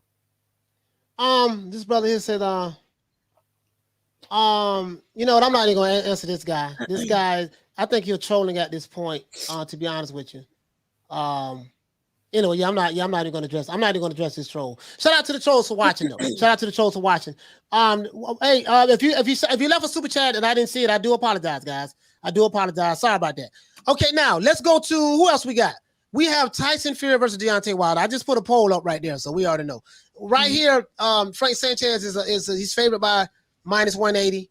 I have Frank Sanchez probably beating F.A. Jabbar in a 12-round decision. Or you know what? It might be a TKO stoppage. I'm gonna tell you guys why. F.A. Jabbar, he gets tired as the fight goes on. So if F.A. Jabbar cannot knock him out quickly, then I can see Sanchez inking it out. That's just how I see it. F.A. Jabbar is a bad boy, but if he can't watch, if he doesn't get him out of there quickly. One brother said, y'all watching the weigh-ins? Yeah, we're gonna watch the weigh-ins, brother. We're gonna watch the weigh-ins. We sure is. But Jose said that Sanchez does get hit a lot. I do agree with that. He does get hit a lot. But I'm saying if F.A. Jabbar can't get him out of there, you get what I'm saying? It's like, yeah, he's gonna have to get him out of there quick. Down the line. It's pretty even. Shout out to 913 Boxer. For dropping that quarter of a bam dub on your boy. Hey, Leroy. Super chat received. Playtime's over, boy. He says, I wouldn't be surprised if this fight ends in disqualification. I said that also. It's a possibility it may be disqualification. I think both of these guys are going to fight. It's going to be a dirty fight. And listen, Shan, you know what I say. Make the referee do his job. That's what I'm saying. Do what you do until the referee says no. Yeah, it's got to be because they both do fight dirty in other fights anyway. You know, Wilder does his dirty fighting, Fury does his dirty fighting. Our guy combine like Voltron and just do the dirty fighting and just confuse this ref and let the ref just give up and let them just do the thing. Well, that's what I want to happen. She says she don't see the poll. Do you guys? Oh no, the poll. I do. Yeah, I do. Yeah. Okay. She see the poll. Okay, good. Yeah, 60. So we got a lot of votes coming in so far. I'm gonna let it keep going. Shout out to Y2K for dropping that quarter of a bam dub on your boy. Hey, Leroy. Super chat received. Playtime's over, boy. He said, if you are in the Chicago area, come to the Piazza for the fight. 36-foot screen. I'm betting $200 on Fury by KO at -115 odds. Okay, on FanDuel. Okay. Wow. All right. And wow. How much does that get you back? So, because I'm not that great on this betting thing. So 200 -15. So what you get over? You get over two grand. Would you not? Yeah. Tell me what you get. Tell me what you win. Because I've been going through all this betting stuff. Because I don't bet. So yeah, no. But yeah, Andy C said the guy who hits the hardest and the most often is going to win the fight. Yeah, and the most often. You're right about that. Mm-hmm. You're right about that. Yeah, you're right about that. Yeah. He hits the most often is the key word. Mm-hmm. He hits the most often is the key word. All right, guys. So you guys. So we got. We're gonna read this. Who everybody picked to win after the show. We'll read that. Wait a minute. Don't we have more than this? I thought we had more on undercard than this. They don't have. They're showing the heavyweights, but they're not showing. Wait a minute. Is it what the brother the middleweight champion? The junior middleweight champ, the ex J-Rock. Yeah, J-Rock. J-Rock is fighting too. Televised. I don't know if it'll be televised. J-Rock is fighting too, guys. J-Rock is fighting too. Let me do this. Hold on, Shane. Let me do this. The whole undercard. Let me pull up the whole undercard card. This is CBS. They're not even showing the entire undercard. They're not even showing the entire undercard, guys, on this one. Right, we said we got James. We got. Let's see. Lanius. We got Wilder. Main. There's like another 3 fights. You know, J-Rock. I'm anxious to see. But there's another. Who else is there? That's just evaded me. I've been talking about it all day, like here we go. Week, basically. I got it, guys. Here we go. So we have Jared Anderson. We got J-Rock, Julian Williams, J-Rock. He's fighting some guy named Vladimir Hernandez. And then we have this guy named Victor, cannot pronounce his last name, versus Mike Marshall. I don't know. I'm riding with J-Rock. I'm riding with J-Rock. We ride with J-Rock. Rock. Yeah. I'm riding with J-Rock. That last one. And that's the only 2 fights left. That's the only 2 fights left. So guys, check this out. We have Robert Helenius versus Adam Kalinowski. This is a damn good undercard. This is on the undercard alone. This fight should sell out, do damn good pay-per-view numbers, because this is a damn good card. I'm not gonna lie to you guys. We have Edgar Berlanga. Edgar Berlanga versus Marcelo. Yeah. Cosettes. So he's fighting Edgar Berlanga as well. Edgar Berlanga has a lot of fans. He has a lot of fans. Also, guys, tomorrow we are doing the fight watch along. Shannon's going to do it on her channel. We're going to simulcast. I'm going to do it over here. We're going to do the fight watch along tomorrow, guys. So we're working 7 days this week to make sure we bring the content. Edgar Berlanga. This is a good fight. This is going to be a good fight here. Everybody's expecting Berlanga to knock this guy out. Pull up Berlanga's stats. Because I got Berlanga. Pull up his box rec, please. A box rec. Okay, let me pull up. Bear with me, guys. Let's go to box rec. Pull up Edgar Berlanga. We're gonna go to box rec, guys. Let's see. Box rec. What is it that you want to see, Shan? No, I just want to see his KO ratio and just his overall stats. Wait. I thought I was signed up. Okay, I'm logged in. All right. Wait a minute. Let me look this guy up. Edgar Berlanga. What is he, guys? What's his whole card is lit. Watch out for Victor. He's a credible heavyweight coming through. Yeah. That's the guy that's So you said you want to see the sorry about that, Shan. Yeah, I just want to Sorry about that, guys. All right. Okay, so he's 17-0. Cool. Yeah. Okay. 17-0. Yeah. What's his punch? He's how many knockouts? Knockouts he has. Edgar Berlanga has let's see, 17-0. Why they got 0 KOs? This dude has a bunch of KOs. No, he don't. No, yeah, he does. All go to... No. KO. He got KO in, TKO. He's stopping everybody. I think one fight he went to distance. This one fight he went to unanimous decision right here. But he's stopping everybody, whether it's a TKO or a KO. Edgar Berlanga is the truth. He's stopping everybody. 16 KO. Yeah, 16 KOs. Are you Shan, can you see the chat? Yeah, I can see the chat. All right, maybe you can address some of the people who are addressing you. Maybe you can address some of the people who are addressing you. Yeah, because it's saying Edgar Berlanga 17-0, 16 coming by way of knockout. So yeah. So we got him. That's coming from Hi Ronald. Dragon Leg. Smith. Oh yeah, we got the UK Alan Skill, the Smith and Fowler fight. Who's got that's pretty split down the middle. Some with Fowler, some with Smith. Fowler, like I said, not quite fringe world level, but above domestic. So he's in that middle ground. I don't know. Everybody each their own, half and half. In the UK, it's pretty split down the middle. Who have you got, Alan, for that though? You got Edgar, Eric Lockett. You have got Edgar on that fight. You got Berlanga as well. Huggy. Sup, Lady Shan? What's up, Adrian? Yeah. So most people got Berlanga. Most people, yeah. We have Berlanga. Let's look up J-Rock, Julian Williams. I want to see when was the last time he had a fight. I think how long? Last time? When the last time J-Rock had a fight, guys? Like, he hasn't been fighting in a while. 2019, 2019, 2020.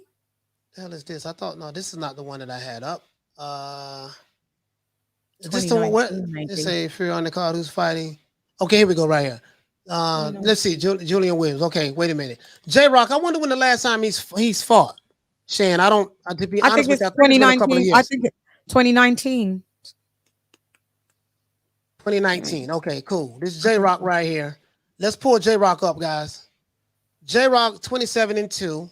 They had him. Is it status? He's been inactive. You're right.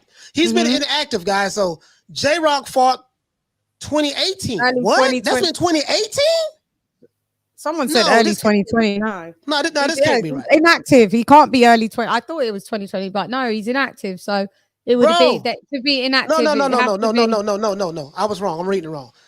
He fought 2020. He's right. The brother's right. Okay. He fought January the 18th, 2020. The brother's right. That's why it feels that's why it feels like 2019 because it was in January 2020. Yeah, I thought it was right. Hey, thanks, fam, for correcting me on that. I was reading it wrong. You know, a player mess up sometime. You got Smith.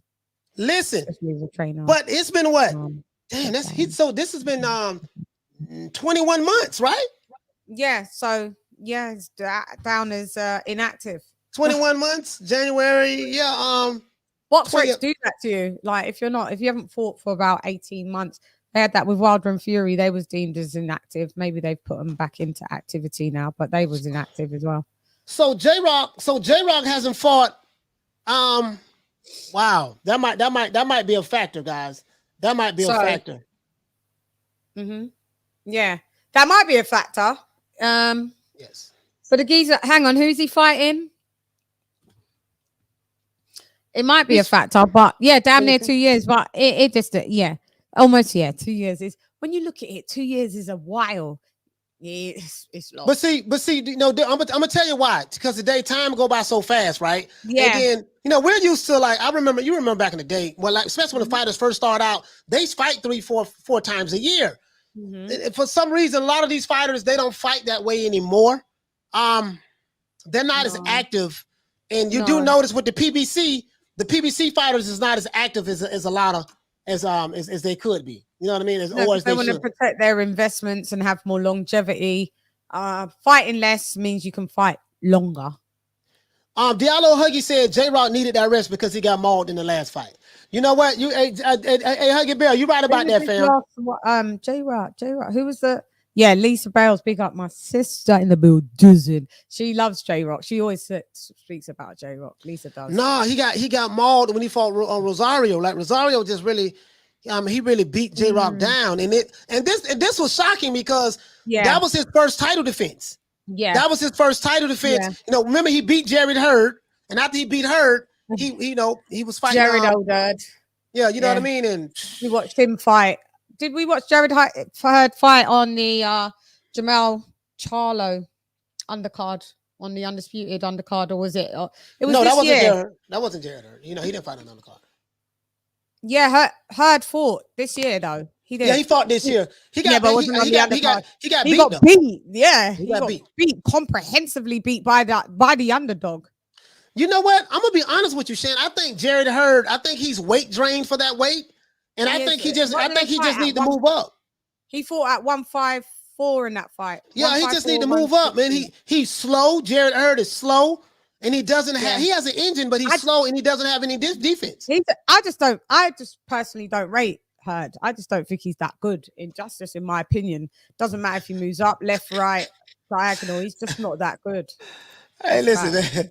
This dude there still say, "Hey, coach, it's Friday night, man. Please tell us the name of the heavyweight belt Ortiz won."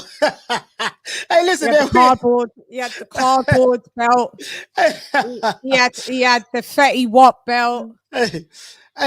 Yeah, there's a few belts that he's had, but that's another show because that would just kill us. That'll just kill us, bro. Yeah, that'll kill us there, bro. Yeah. Hey, he said, "Do you think Dillian gets past Wallin?" I personally do. Everyone says it's such a hard. Okay. I don't know if I'm like underestimating Wallin, but for me, he's not an exciting fighter for me to watch. Yeah, everyone goes, yeah, but he gave Fury a hard time.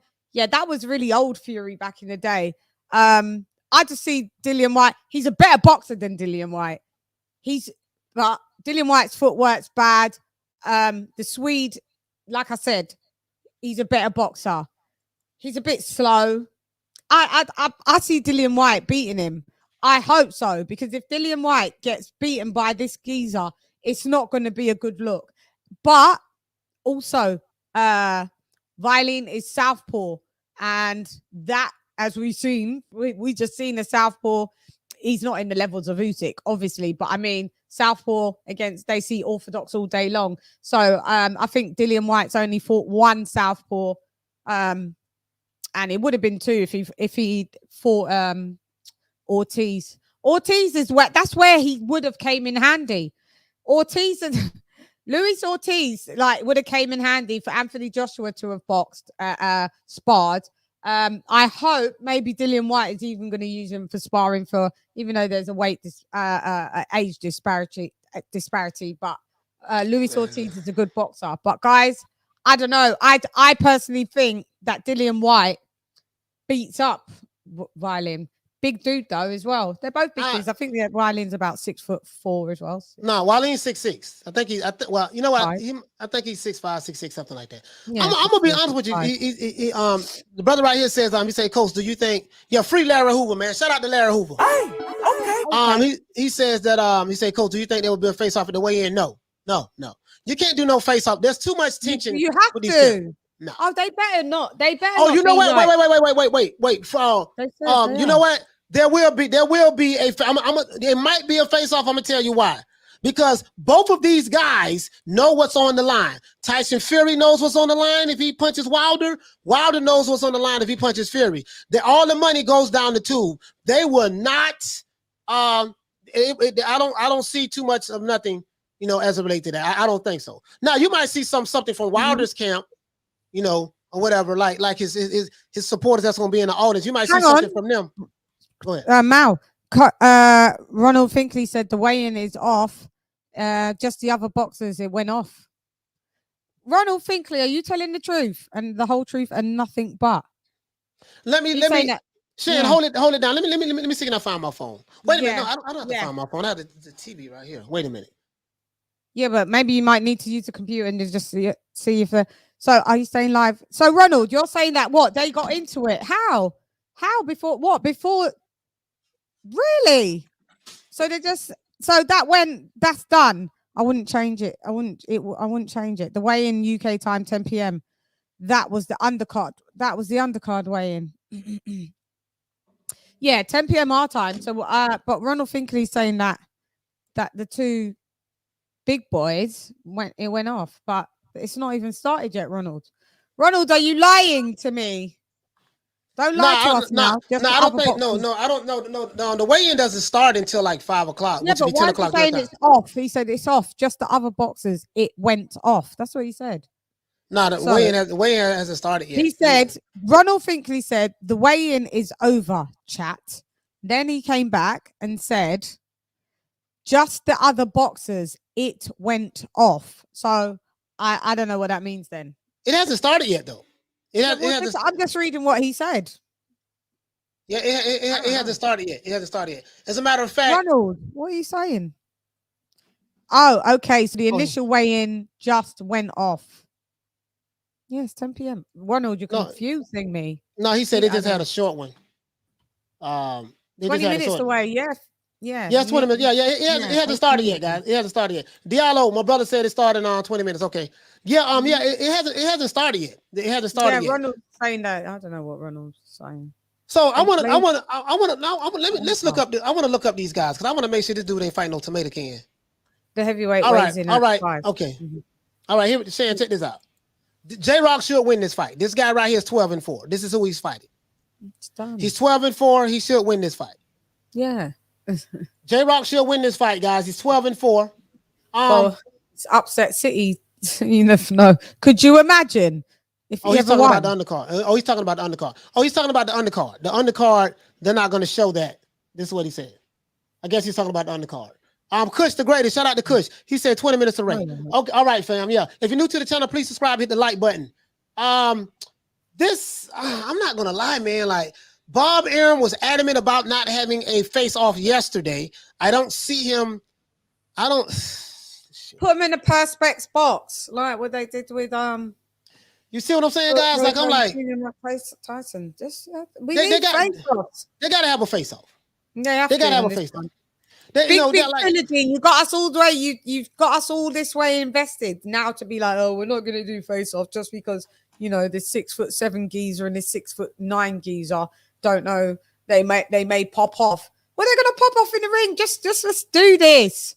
This is some bullshit. Make sure I see their face to face. Yeah, I don't think I'm gonna be honest with you. I don't think that as a matter of fact, hold on. I don't think that they're gonna throw their money away like that. I just don't see that happening. No one's gonna fight. No one's gonna fight, and it's not gonna get deep like that. It's not gonna get deep like that. And if it did get a little deep like that, they're still gonna fight. There's no way this fight has come all the way, been dragged, mediation, arbitration, more mediation, arbitration. If they have a little scuffle at the face off, so be it. You think they're just gonna cut? We're not gonna do the fight now. No, they're going to do it. This is heavyweight boxing. Yeah, they big boys. Supernatural says there's going to be a face-off. I think there's security this time. Alan Skill hit the nail on the head. He said Bob Arum didn't want to face off because there was no security. So if there's security, there would be a face-off. Yeah, okay, cool. Got you, cool. Alan. Yeah. That makes sense. That makes sense. You know what I mean? Yeah. Because again, why it's wasn't not there security yesterday then, Mal?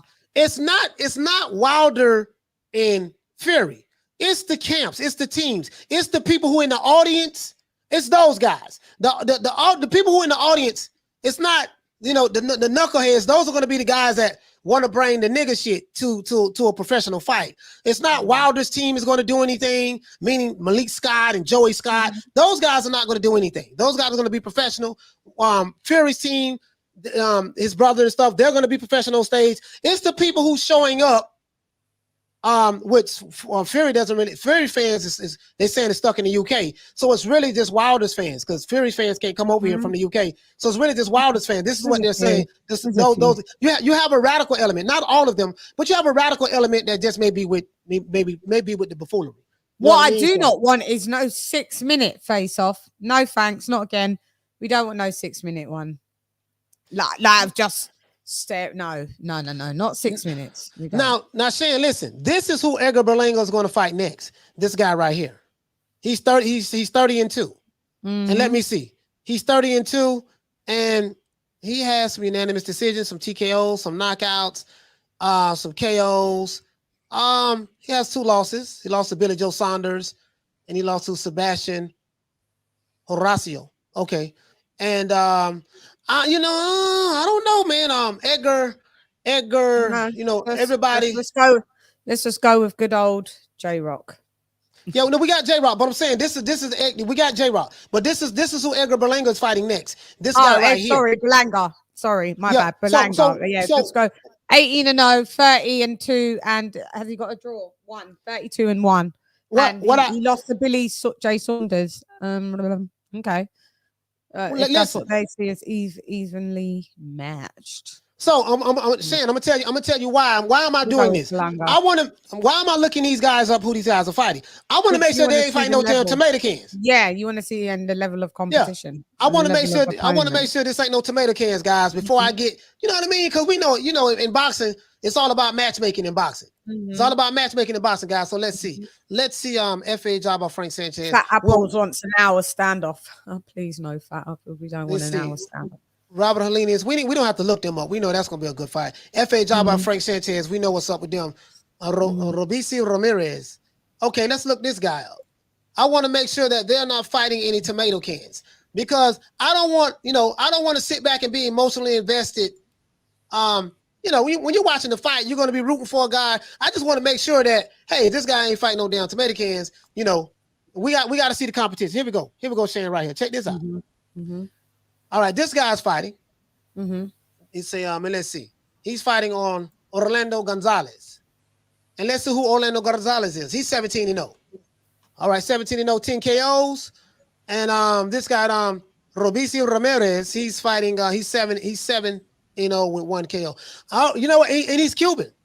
He's a southpaw. He's a southpaw from Cuba, right? So this is the prospect geezer, this guy. Yeah, and Not him. Not him. Yeah. The 7. And this brother right here is a southpaw. He's from Puerto Rico. But you know what? That's quite that's a challenge. 2 southpaws. That other guy is it's 2 southpaws. 2 southpaws. Well, 2 southpaws. Yeah, but 1's 7-0, 1's 17-0. So this guy, either this guy's fought a load of cans. This one here, 17-0. He may have fought cans, because why would he be matched with a 7-0? That's new. That's a new buck. I mean, not so 17-0 is old, but yeah, but it's two different. He's like mid, and this guy's at the beginning. But I'm gonna tell you why they might be doing that. They might be doing that because they feel like he's on that level. He's on that level now. They may feel like that he's ready. You know what I mean? This brother asked me, was I from Memphis? No, sir, I'm not from Memphis, brother. I'm from the state of Florida. I'm not from Memphis. I don't know, man. Like, I'm going with the Robis. You going? I'm going with the prospect. Ramirez? Yeah, I'm going to go with the prospect. Who you they guys? know there's a reason why they've done this. Going with the prospect. Okay, all right, that's cool. So let's go to the next one.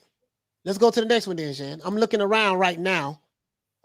Let's go to the next one. Let's see, can we pull up bear with me one moment. We have Edgar Berlanga versus we looked that guy up. Jared Anderson. So we know what's up with Jared Anderson. But I want to see what's up with this guy he's fighting.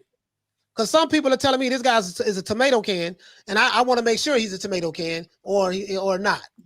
I don't know much about this guy, Shan. I'm gonna be completely honest with you. I don't know much about this guy. That is the question. You a can or you not a can? Yeah. Let's see. Okay, Jared Anderson 9-0, my main man. Here we go. Jared Anderson 9-0, my guy. You know, this is the guy who I think is going to be the next American heavyweight champion of the world. I know I be capping about my main man. What's the dude's name? Trevor Bryant. But trust me, I just be capping. I don't mean anything I say. No, I'm not. I am, guys. He's like, guys. If you want to be Trevor Bryant's pen pal person, I actually do the Trevor Bryant fan club. I am the CEO. We're inundated with people wanting to become memberships to meet and greet with Trevor Bryant. I don't know what Coach Malachi is talking about, but he is a phenomenal heavyweight. Phenomenal. Hey, listen, man. And no disrespect will be tolerated, Coach Malachi Williams, when it comes to Trevor Bryant, the USA's only reigning heavyweight champion of the world. Respect is due. Hey, that's facts. That is facts now. Trevor Bryant is he's the only American heavyweight champion we have. Debbie beaten. This is facts. This guy here, Vladimir Tereskin, right? Yeah. He's a good fighter. He's 22-0 with 1 draw. He's a good fighter. So Jared Anderson is not getting in the ring with the tomato can. Let's see. He had an 8-rounder. 22-0. Oh, wait a minute. They're fighting 8 rounds? Yeah, there will be. Because it's not going to be a title fight. It's going to be, he's what? A prospect. Okay, listen. 8 rounders. I want to show you guys something. Shan, I pointed this out to you when we was talking about Malik Scott, but we're going to get to that later.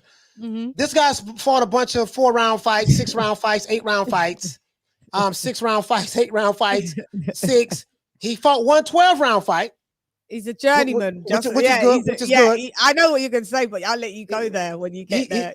He's fought 2 12-round fights. I don't know why is he going back down to an 8-rounder. And I'm going to tell you, the only thing I can think of is because maybe they feel like Jared Anderson, this brother right here, my guy, Jared Anderson, maybe because he's not ready for that yet.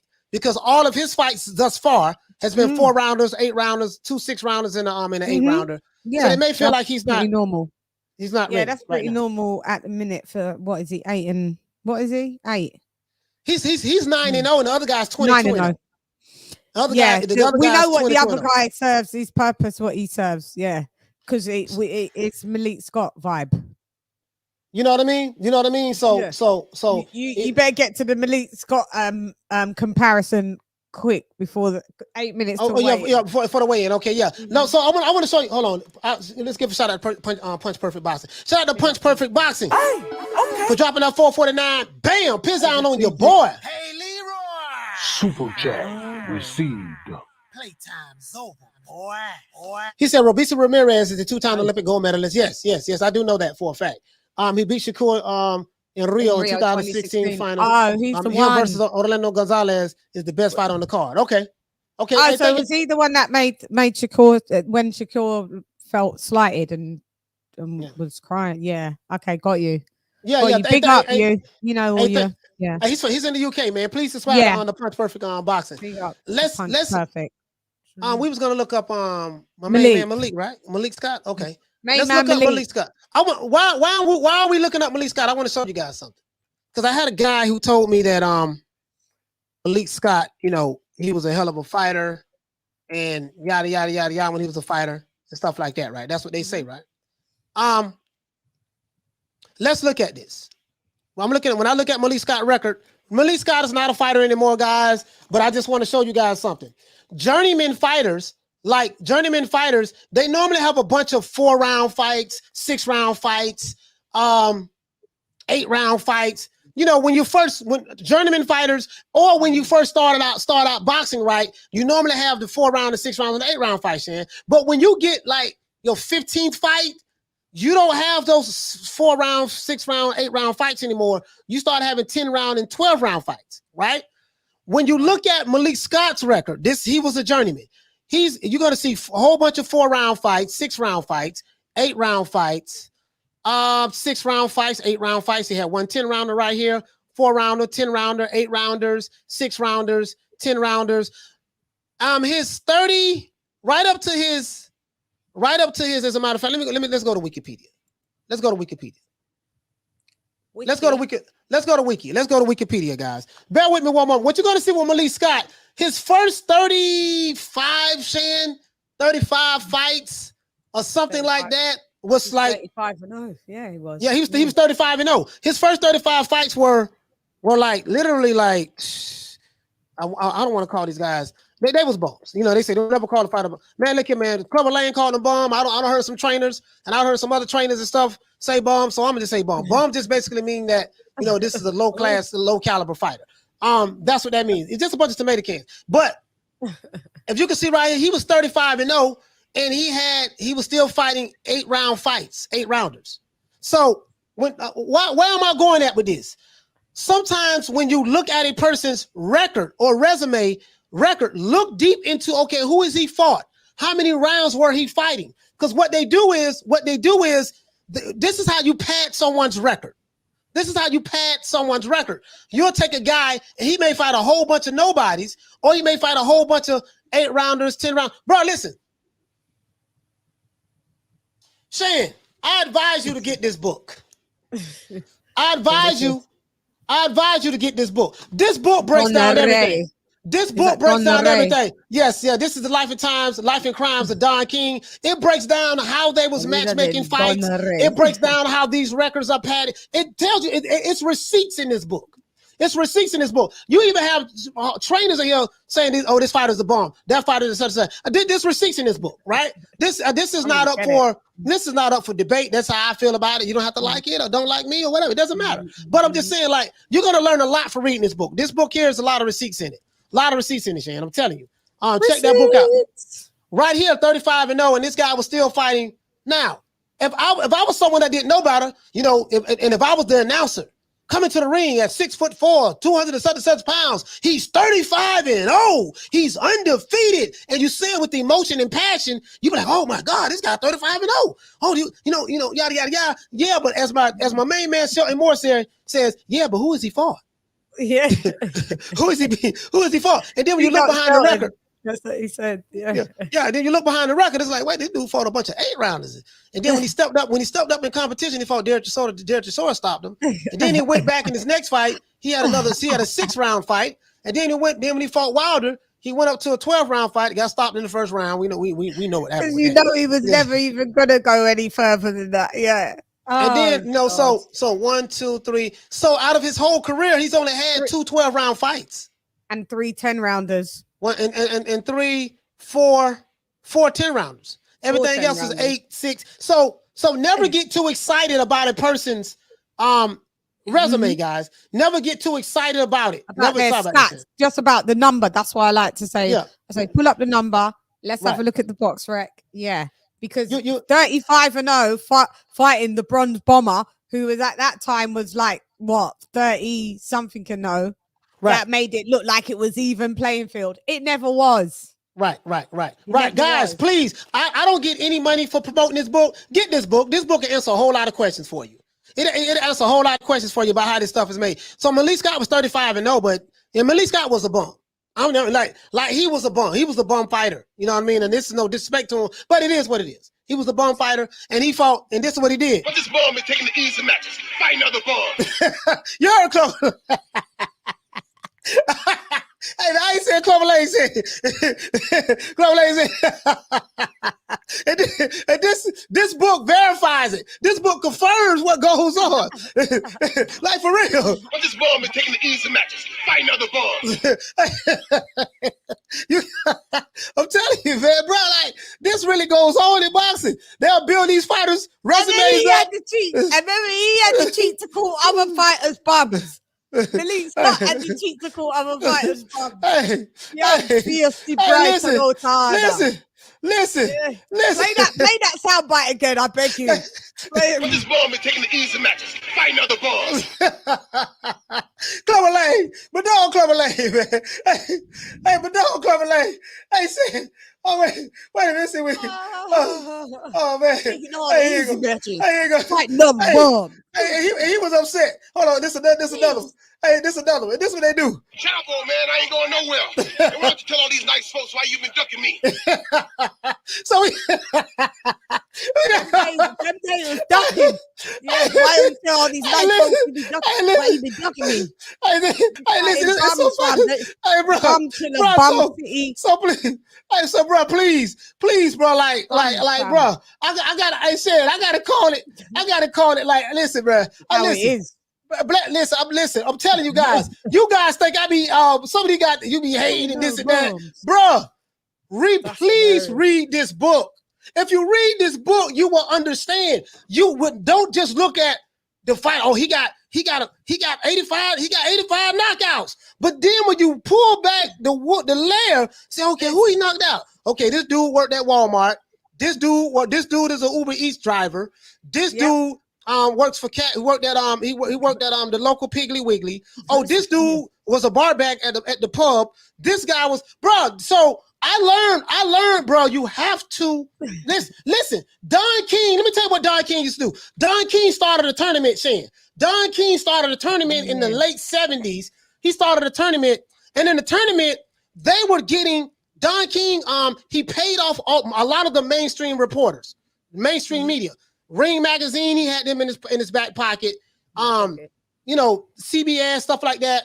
And what he used to do is, when he had Ring Magazine in his pocket, why is it important to, and the sanctioning bodies, he had the sanctioning bodies in his pocket. This is what promoters do. Bob Arum does it, Frank Warren, all of them do it, right? This is what they do, guys. When they want to get a fighter ranked, they go to the sanctioning bodies. Look here, baby boy, I'm gonna break off a little something, man. I got a little something. Give you a couple $. Give you a couple $, you know what I mean? I need you to put this guy in the top 10. This is my fighter. Man, you's a sap sucker and a jive. WBA and PBC, they're hand in hand. WBO is Frank Warren and I think Top Rank as well. But yeah, listen. This is what they do, guys. I'm telling you, this is what they do. Now, allegedly, a lot of the fans. No, this ain't even allegedly. I got the receipt. No, I'm saying for what I just said, allegedly. Yeah, quote unquote allegedly. Now I got the receipts right here, guys. No, I got the receipts. Your one. I got the receipts right here. I got the receipts right. But this is what they do. Right? So you always look at who the person's fault, look at the resume, and do it like that, right? Now, what does this have to do with tomorrow's fight? It doesn't have anything to do with it. But when I'm just telling you my mind state, my frame of mind. When you tell me, well, this guy did A, B, C, and D, I look at, okay, who did he do A, B, C, and D to? Now, if you're a fanboy of a particular fighter, you get triggered. I understand. These guys get triggered when they come over here and they watch us every day.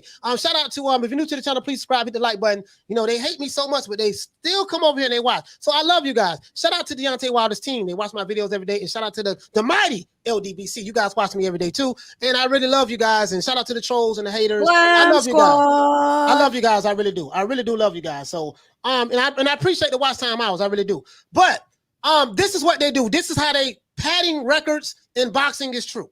It happens. padding records is true. That's why I said if you buy this book, it will explain everything because there's documentation on how fights were made. What they do, Shan, is that if they take someone that's, let's say a nobody fighter, they'll make sure that he gets in the top 10, right? And then they'll make sure that the press reports good on him. You know, say some good things. Yep. This guy is such and such, such and such. He beat, you know, Homie the Clown, and he beat Hobo Sam, and he beat, you know, Shucky Ducky Quack Quack. He knocked them out, and such and such. And then when you look at, okay, who the hell is Homie the Clown? Homie the Clown was 0-10. Shucky Ducky Quack Quack. He's 2-14. 15. Yeah. I know it. You know, Hobo Sam, he lost his last 10 fights, 9 of them by KO. You see what I'm saying?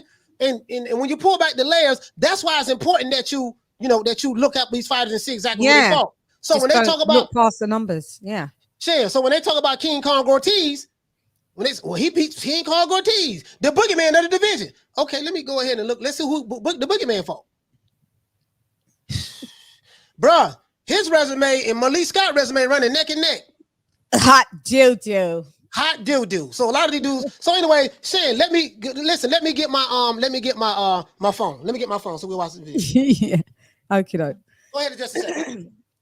Okie dokes. So, Homie the Clown. Yeah, homie don't play that, Dragon Leg. You know, innit? You remember that? Boom. Homie don't play that. Yeah, Malik, Scott, and guys, never just look at a number. You have to think of Big Up Shelton Moore. He says, or who has he fought? We got duped with this Luis Ortiz thing. We got duped. When I was speaking to Mal, we felt violated. We felt like we was lied to. They needed Luis Ortiz to be deemed as, excuse me, guys, as the boogeyman. It was Boogie Nights. It was Boogie maybe in his nose. But that's as far as the boogie went, you know. We needed it to make it look good that Deontay Wilder fought this guy twice. Fought this guy twice and knocked him out. So when we looked into Luis Ortiz's box rec, it was atrocious. Guys, who's ever looked in it on before, like watching Mal's shows on Luis Ortiz? Who was his biggest win? Did you know who Luis Ortiz's biggest win was? Let me see if anybody knew in the chat. Right, yeah, Wilder really, Andy Ruiz, great name. Wilder really just ran through 30. It's 30 lit bums or something. He said, "Hey Shan, what's good? GB, yeah, don't care." No, you gotta care, because if you're one of these pro Wilder lot that say, when you say, who did Wilder beat? Like, who was one of his best wins? They all say Luis Ortiz. So we was hoodwinked. Peekaboo. I see you. We see ya. He has got a hot doo resume. It is Malik Scott one. It's just only down a little bit. Like sub minus, like say, so Luis Ortiz's resume out of 10 is -5, and then Malik Scott's is like -6. They run nearly neck and neck. Hey, so anyway, hey Shan, now this, of course we know that you know, because I know some fanboys are gonna be butthurt. Yeah, they are already. Cheetah Fury will lose. Let's stay on this one little topic. Who? Oh, you got a super chat. Who is he for? Ortiz. You can't answer. Yeah, shout out to my main man, Slide Tennessees. Hey, okay. For dropping that half a bam dub on your boy. Hey, Leroy. Super chat received. Playtime's over, boy. Let's see. Say shout out to my main man, Coach Malachi and Lady Shan. Everyone, Fury got this one in the bag. Hope AJ can get his head back and make better account of himself. Half a dub. I appreciate that, fam. I really do. Yeah. It really does help the channel. Help us grow. Slide. I really appreciate that, my brother. What? Hey, listen, man, we get a lot of super chat. I probably need to have hey, I really appreciate that, fam. I really appreciate y'all rocking with us, man. I really do, man. Appreciate you really rocking with the channel, man, and And I Rocking with really, the really, old boy. you know, Yeah, get, we no, rock get, with get him. it down with the old boy today, man. I really do. Let's see. Julio Guzman says the LDBC LGBT twerking. Twerking connection. Hey, Jennings was his best win. Yeah, Brian Jennings.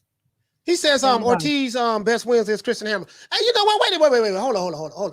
Let's do They this. keep Let's do saying this. it's then. like Christian Hammer for hang on, one of the Who top else? Okay. heavy- Who else? Okay. All right, here you go. Here you go right here.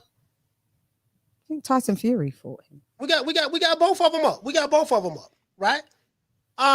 This is Ortiz's resume. So we got Ortiz and we have Malik Scott. Which one has the better resume between the two? Now, what does this have to do with tomorrow's fight? It has nothing to do with tomorrow's fight. Nothing at all. Has nothing to do with tomorrow's fight, guys. I'm just asking a question. Because I know this ain't got nothing to do with the fight. And this ain't, this ain't got to do with tomorrow's fight. It doesn't. I know this. I know it has nothing to do with tomorrow's fight. But I'm asking a question. Anyways. We're asking the question anyway. Because we can. We I'm looking at. I have the it's on right now. Watching it on BT Sports. The actual weigh in, but they're just talking. They're just talking right now. So they're not saying anything. Yeah. But anyways, check this out. Who has the better resume? Now, I say personally between Malik Scott and Ortiz, I say that Ortiz has the better resume. I'm gonna tell you why. Ortiz has the WBC FE car box heavyweight title.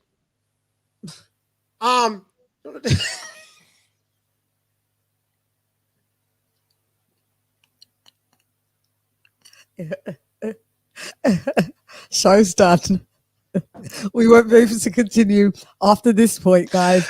If you expect any great information and anything, if you expect any form of comprehension after I finish speaking, you're really misinformed because it's just pure laugh. I'm trying to say it with a straight face. He's got the concubine belt. Remember, he's the lineal Amazon Prime champ. Do you remember? Do you remember? Man, he's a lineal Amazon Prime champ. Lineal out here. Hold on, man. Hold on, guys. Hold on. I'm trying to say it with a straight face. He's Okay, got hold the on. Fetty Wap belt. Well, it's just the headband, and it just goes up over your eye. Do you remember? That's the belt. That's the belt. A headband. Yeah. Don't come to fuck with me. I'll done you lot today. Anyone he ever says about Luis Ortiz again, I will desecrate you. Because it's a headband, one of his belts are. What the fuck? All right, listen. All right, hold on, man. Hold on. We got to be professional. Okay, hold on. So, it's a headband. Do you not get it? How can man have a headband as a belt? Does that make sense to any of you guys? It's a headband. I'm done. I'm out of it. I couldn't care less. Okay.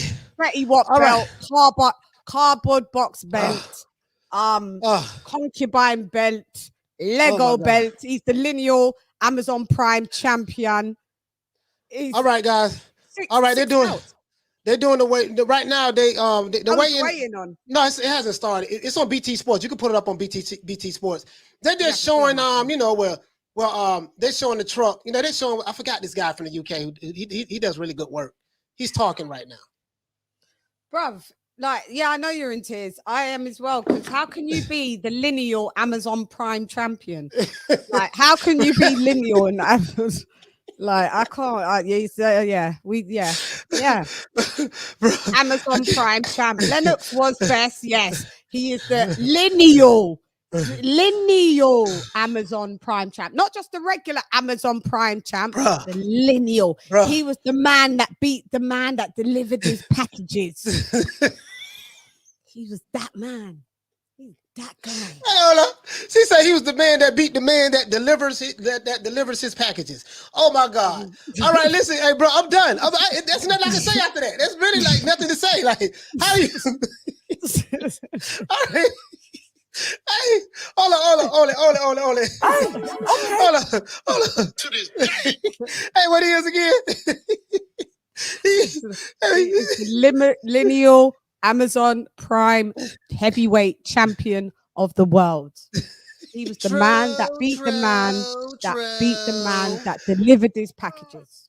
Oh my God! Wait a minute. So okay, so he won the WBC FEC car box heavyweight title, right? So he's a 6-time champion, right, guys? He won the vacant WBA Fidelity heavyweight title. I never heard of that belt either, but hey. Yeah, the guillotine title. You know, Shan called it the Fetty Wap belt. Now she called it the Fetty Wap belt. Yeah, the Fetty Wap belt. It's a headband, by the way. He won the vacant WBC and WBO Latino heavyweight titles. Okay. We do have the walk, the weigh in on right now. They're just showing no one is on stage yet. They're not even showing the stage yet, guys. No. He won the WBA interim heavyweight title, right? So he does have that.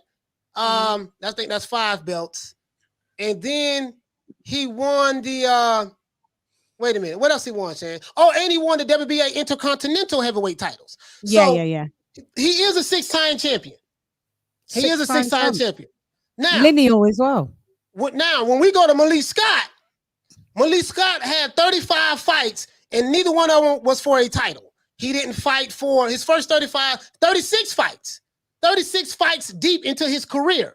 Pause. Undefeated non-title holder. Undefeated non-title holder. Right. Undefeated non-title holder. This is Malik Scott. And then he fought for the vacant WBO International heavyweight title, and he lost to Derek Chisora. Still couldn't get it. Still an undefeated. Do you know how hard it is to be an undefeated non-title holder? Like, and be 35-0. Like, you're undefeated. Like, you're such a loser that you're winning. And you're undefeated. Guys, we couldn't make this up. I'm done. Go ahead, Mel. And he fought for the WBA Intercontinental heavyweight title against Luis Ortiz. That's the fight where he kept trying to throw a dive. He kept hitting the back. The referee wasn't going for it. Though. Yeah, that ref was not having what you guys would say, nam. Yeah, he ain't had none of that. Nail none of that. He not get your ass up. Ain't nothing wrong with you. Yeah, every single time. Yeah. Let's see. Are they doing it now? That geezer's on. I forget his name. All right, guys, they're on the stage, guys. Frank Warren and Bob Arum is smiling right now. I can't show it because can I show this? No, I can't show this. Can I? I wonder. Can I? I don't think I can. I can't show. We can't show this. We can't show this. No. Now we'll get a copyright strike if we show this. Let me see something. Yeah, we'll get a strike. I can't show this, guys. Think we'll get a strike. Yeah, we can't show it. We'll definitely get a strike. We'll get a strike on this one. Can't show it, guys. But right now, Lennon. Okay, so right now, guys, they're showing Anderson versus Tereskin. You see that shit? No, you can't show this. You know, I got. Yeah. I'm not gonna show it. So. Okay, they're coming to the stage. Tereskin. I got my money on Jared Anderson, man. I'm not going to bet against the guy. He's the guy that I want to see. I want to see somebody. You know what? Let me tell you something. I want to see Trevor Bryan give him the torch, pass down the torch. Yeah. You took the words right out of my mouth. You took the words right out of my mouth. Let's see. What happened? Okay, we got Trevor Bryan running. Right now, guys. Trevor Bryan is coming on stage. Trevor Bryan. I mean, sorry about that.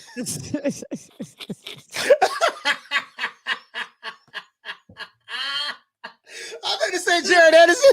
I said Trevor Bryan. I got my dog. I got Trevor Bryan on my mind right now. Hey, I got the champ. Right now, Trevor Bryan's coming on stage. Robert Finkler says, he said, don't blink on them Russian fighters, coach. Nah, the Russian fighters can fight. Yeah, no, they're I ain't gonna lie, dog. Yeah, I ain't gonna. They can fight, bro. I don't know, man. I'm kind of nervous. I'm kind of nervous about this fight, y'all. To be honest with you guys, I'm kind of nervous about this fight. But I'm a roll with him now. Jared's got it. He's got it. Jared's got it. He's just a tough journeyman, this geezer.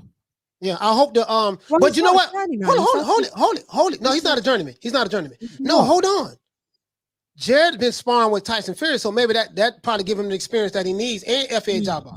looks in good shape as well. He's in good So shape. did Yeah, the good other shape. geezer as well looked in good Yeah, shape. yeah, they look real good. Orthodox got big baby. You know what I mean? Okay, yeah, man. You know, he's a young buck, young whippersnapper. He's smiling. He sit there smiling. You see him saying, you see him flexing. You see him flexing. Yeah. He already know. He already know. You I've see what I'm got saying? this. I got this. Yeah, man. Yeah, man. Hey, fat apples. Nah, I bet fat you he apples. could play football. He looks like he was built that he could play football as well. Yeah, he probably could be like a tight end. You know, he could be a tight end or something, man. That dude is good, man. That dude is good. You know, I'm telling you, he could probably play tight end or something, guys. Right now, let's see. He's sitting down. Okay. I hope you guys are watching it. That guy is bigger than him, though. Yeah, no, that guy is bigger than him. But Jared is cutter. Yeah, he's cut. Yeah, he's cut. Yeah, he's cut. And he's still young. 200. Oh, he's 240? Wow. Listen, Jared Anderson, he doesn't even look 240. No. Oh, he's top. He's 240. He has legs, though. He has the legs. He has legs. You see what I'm saying? He has legs. So his weight is not top heavy. He doesn't have top heavy weight. You see what I'm saying? That's Wilder, top heavy. That's why it can. It's better, hopefully. So if he's 240, what's in that? Wilder's going to come in at about 245. Listen, he said Paul ever say no offense, but tight end. Yeah. Listen, those tight ends in the NFL, hell, Rob Gronkowski is like 6'7", 6'6". Those tight ends in the NFL are big, Paul. In the NFL and football, they're big. They have some big tight ends. People in live on this are saying R.I.P. Wilder now that they've seen Jared because he looks so healthy because he was sparring Fury. So they're like R.I.P. The chat is ruthless. Look how many R.I.P. Wilders there is. They're talking about the chat where here? In the BT Sport. BT Sports. Oh, yeah, they are. Yeah, I'm looking at BT Sports as well. All right, guys, they have Robert, they have Kalnaki and Harlenius walking up right now. They're walking up on the stage. They're finna do their way in. Chat, let me see, chat. What do you say, chat? She get back. I got you, fam. Hold on. Couple R.I.P. Tyson Furies, couple. Yeah, they you know, Cal Nike. I'm gonna be honest with you guys. Cal Nike, bro, like they was hyping him up because he was a PBC fighter, and a lot of those pro PBC ass kissers saying they were talking about got him Cal Nike, this, that, yada yada yada yada yada, and that dude is not like I've never been impressed with him like that. Yeah. You know, he has no defense, and he hasn't seen a punch he doesn't like. He doesn't know how to slip a punch or block a punch. Tough Polski fighter. Lenius. Robert Lenius. Where is he from? He's from I think he's from Finland. He's from Finland. I was gonna say Switzerland. He's from Finland. Oh, okay. Number one, yeah.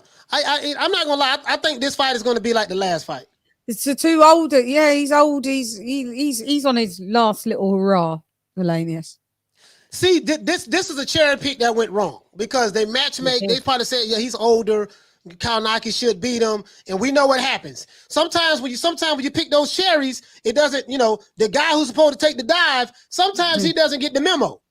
No, he doesn't get the memo. He doesn't get the memo. Like you supposed to took a dive this fight. Remember what happened to Michael Coffey when he fought the dude Rice. Yes. He fought Michael Coffey. Fought Rice. Rice and Coffey. Rice was supposed to take the dive. Apparently he didn't get the memo. He did. He was like, "Nah, son, I can beat him." Yeah, he didn't get the memo. You see what I'm saying? So, yeah, I can beat him. I don't care about the dive. Yeah. Yeah. I wonder if he still sparred Wilder after that. The other geezer after that embarrassment. And this is another thing, guys. You can't get into like, well, he been getting beat by sparring partners. A lot of that stuff be false information, fake information to leak out there in order to try to spin a certain narrative. And then some fights, even if a fighter was getting beat by a sparring partner, if he had some hell of a sparring partners, that's just to prepare him for his fight he has coming up. Right. You know what I mean? So Ali, they said Ali was getting beat by Larry Holmes and I think Roy Williams. And he was getting dropped and everything, and that didn't mean Larry Holmes. Yep. Let's see. FA Jabbar's coming up, guys. Frank Sanchez. FA is coming up, guys. Walking on the stage. Oh, he has number 56. Seattle Seahawks jersey. I forgot who that was. I think that's a linebacker. I forgot the guy's name. Brooks. He got Brooks. Okay. All right. Frank Sanchez looked pretty good though. He looked like he in shape. Yeah. He look like he in shape right now. F.A. Jabar's going to have to get him out of there early. If it becomes a boxing match, F.A. Jabar's in trouble. I can tell you that right now. F.A. Jabar is in trouble. He's going to have to knock him out. This dude is definitely not in his 20s. How dare that he say this guy's in his 20s? Frank Sanchez? No, hell no. Hell no. You know how they do it. They still say Ortiz is 35. No. Come on, man.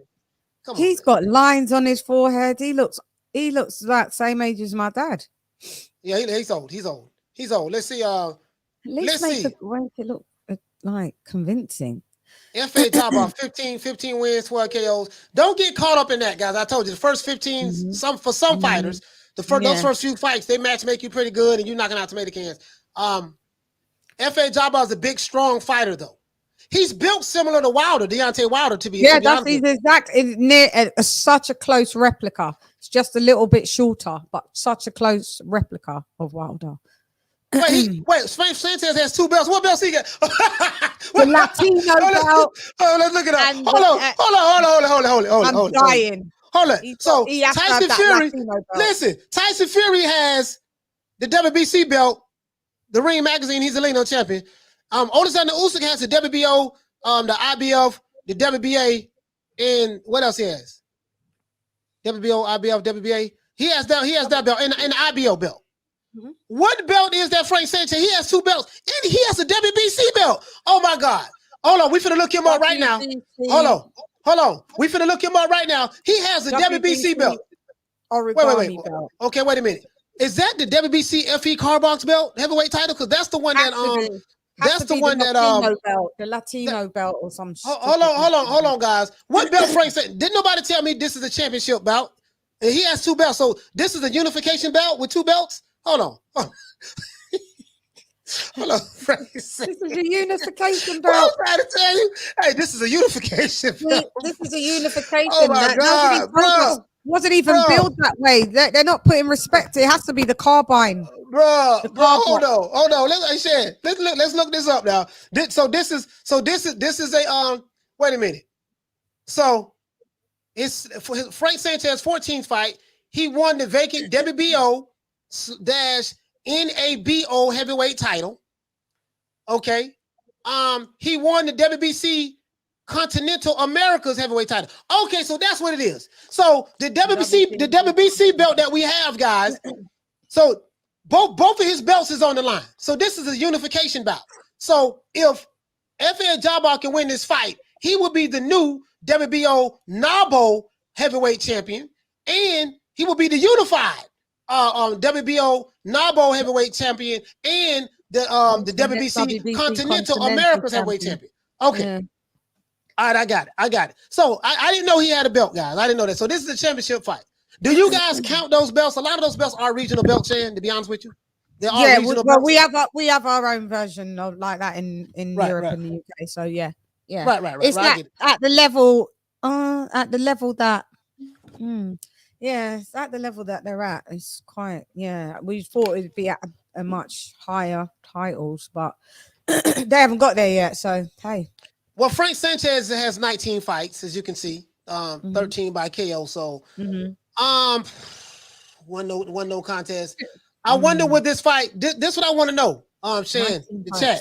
Will this fight put him in position for a title, like to be a mandatory or whatever the case may be? Do you know of?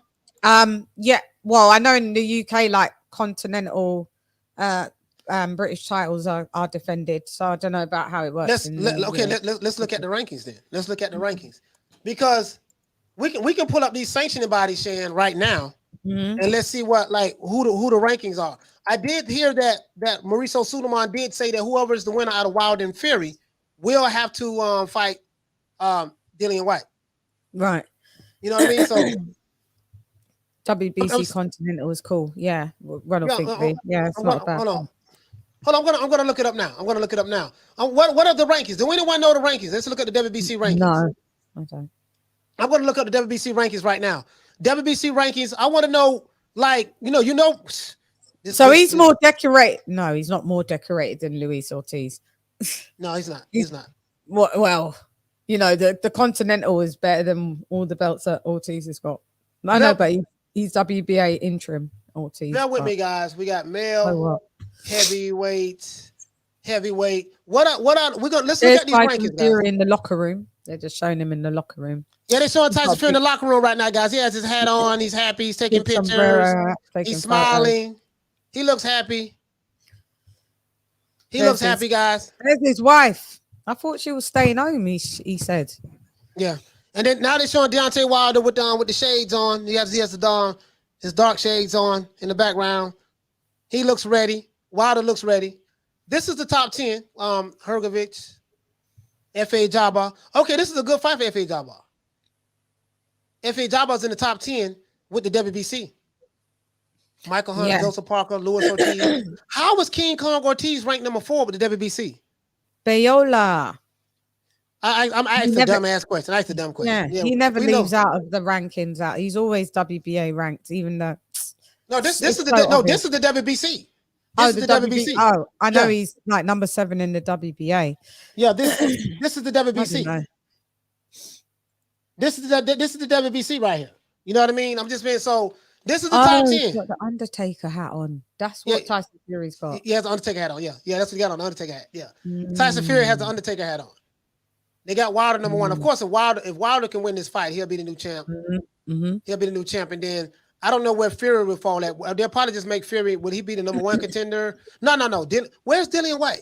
Oh, Dillian White right here, interim champion. So the interim champion. So the way this works, guys, is this: the interim champion is supposed to be next. Mauricio Sulaiman finalmente is doing the right thing. You see what I'm saying? And so Dillian White's finally going to get his shot, regardless of whether Fury wins or Wilder wins. You know, this is going to be number 2.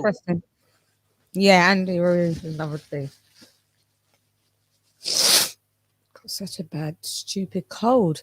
Jeez. Awful, man. I can see him talking and having a good old. What are we saying in that chat? Sophia is gone. Wilder is the Twerkinator champ. Joe B. Jovan Soto. What did you say? He with Eddie and Canelo. That's why. He get the WBC belt, some kind. Fat Apples, 100%. That's Usyk's belt. Will disappear if AJ rejects rematch. Porn poker. Your boy getting beat by the fat lad. I don't know what that means. I have no idea what that means. Everybody's. Oh. I was thinking, what happened? Where did Mal go? Yeah, so we got Ronald Finkley. Ronald, you just be jiving in the chat. TJ, big up you, TJ. This is too much. Where do you guys think that Tyson Fury is going to come in? Because to me, he looks. I'm going with 265, 268. No, 265 to 270. Because there's no way that he's put on that extra 20. Well, you never know, but he doesn't look like he's 295 there, does he, guys? Not at all. And we've got David Hay here. I can't hear what David Hay is saying, but, David Hay has recently called out Tyson Fury, didn't he? After beating up his mate. So now he wants to fight Tyson Fury. There's no need to fight Tyson Fury at all. But yeah, so I'm just looking at all the chat. I'm looking at both chats simultaneously because I multitask like that,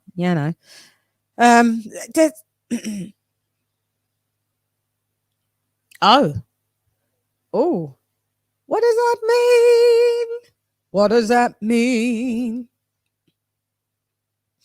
Oh, we've got some technicalities. Let me see. Because I was like, it's just me, isn't it? It's just me. I can't control the chat. Little technicality. Be right there. So you're saying, where do you think Deontay? So TJ, you think that Fury comes in at 270? Bon Scott, what do you think? I got 234 to 256. Is that for Wilder? Okay. Okay. I think Wilder comes in at about.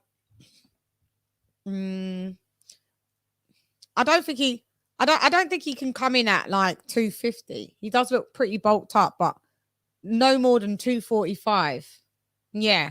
PBC fanboy. Yeah. 245. Yeah. Yeah. Two.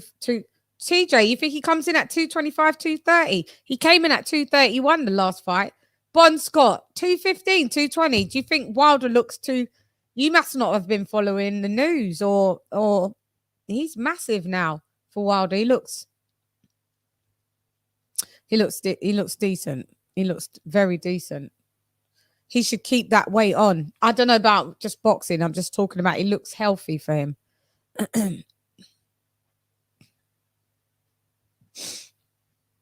Yeah. We're just waiting for the big dosser and the big.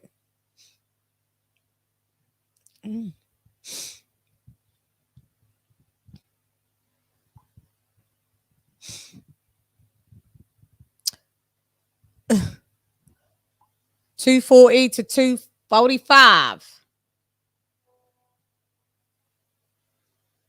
Yeah. Hang on, let's have a look.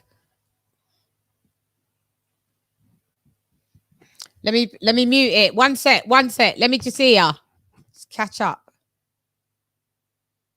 Oh, it's just him talking first. When it gets to the one sec. All right, guys. There you are. Finalmente. Hey, guys, listen. Hey, Shan. See. The power went out over here. The internet just went blank.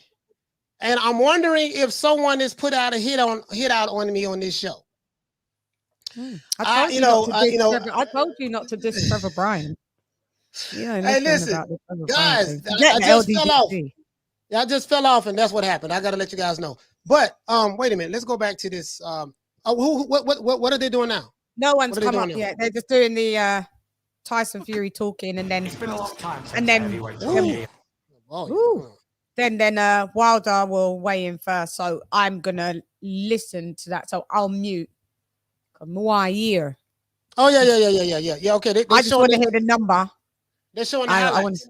Would you think that Wilder comes in at? Because I'm like probably about 235, something like that. I'm 245 in it. Like I'm between 240, 245 tops. All right, Shane, can you see the poll? The results of the poll? Let me see on this one. Can you see it? Who wins tomorrow? Yep, I can. Yes, I can. All right, so let me move this over here. Let's move this over here. It's still got. Well, I can see who's in the lead. 319 people voted so far, guys. 319 people voted. Let's do this. Hold on. 319 people voted, and they said that 59% says Fury by TKO tomorrow. Well, 60% now on my one. Now, but this is the thing, though. I'm going to tell you something. Now, if you go to the pro, or Wilder's walking to the ring. Wilder's walking on. Walk to the stage, yeah. Let's have a look. It's got the Black Bomb Squad trackie. I like those. I actually like the trackie. Yeah. That's good. Though. I like that too. I like that. That's good. I like the orangey red ones. They're ill, but yeah, I do like. Let's have a look. Right, let me just quickly mute. Okay, and we're gonna mute it, guys. We're gonna mute it so we can I want to hear what they say.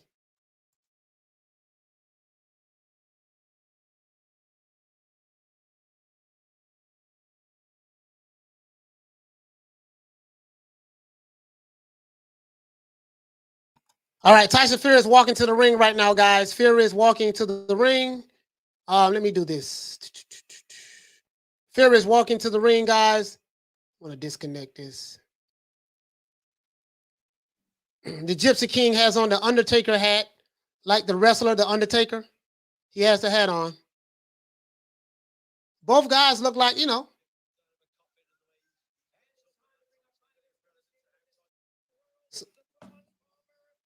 All right, so Wilder's going to get on the Okay, Wilder's getting on the stage. Hold on.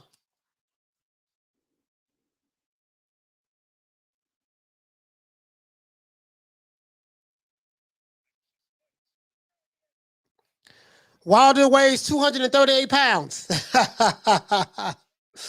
I told you. Well, we both Wow, disclosed he's small, man. He's still like, and that's him bulked up. It's hard for him to 238. bulk, isn't it? 238. So he comes in 7 pounds heavier than he did for the last fight. He came in at 231 the last fight, if I'm not mistaken. So we got Here Tyson comes Fury Fury. and Undertaker. Undertaker. Let's have a listen. Fury looks like he's very jovial. He looks very happy. Wilder looks like he's serious. You know, some fighters are just game time fighters. I think both of these guys are game. Let's see what Fury is.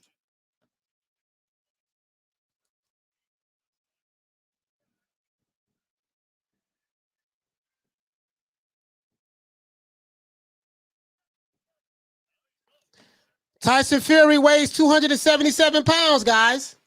He's 277. Whoa. Yeah, problems. Mas. Oh, and he's talking shit to Wilder. Problemas. He's talking shit to Wilder. Yeah. He's talking shit to Wilder now, guys. Wilder talking shit back to him. Wilder settled him out. Yeah, oh, this bad blood here, boy. These two hate each other now. Oh, they got a lot of security on stage, too. Tyson Fury looks like he's happy and confident. Wilder looks like he's happy and confident. Tyson Fury weighs 277. He came in the last fight, what, 273? So Tyson Fury, hold on, let's see what Wilder's saying, guys.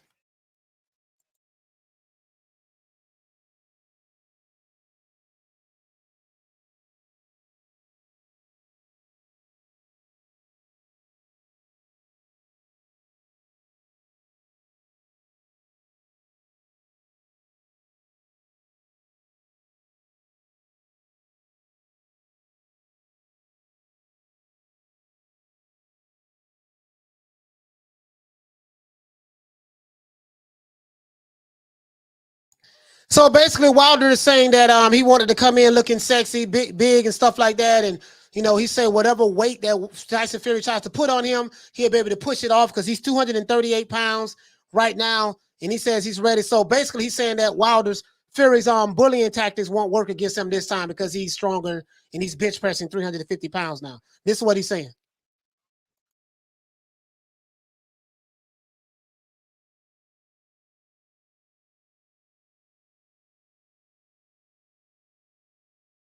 Wilder said that calmness is the key to the storm. He noticed that when he's not calm, his mind is cloudy. So he's trying to be, and I agree with that. You're going to have to be calm in order to, you know, I agree with that. I agree with that. He's saying the right things. Wilder is saying the right things.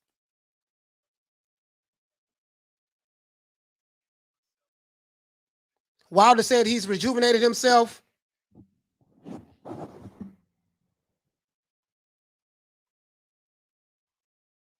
He says he's going to reintroduce himself to the world, Deontay Wilder. Okay, he yelling bomb squad. Okay, Wilder looks serious, boy. Oh no, boy, but Wilder look intimidating right now. I ain't gonna lie, y'all. Hey, okay, we got to see the Gypsy King. He come to Gypsy King.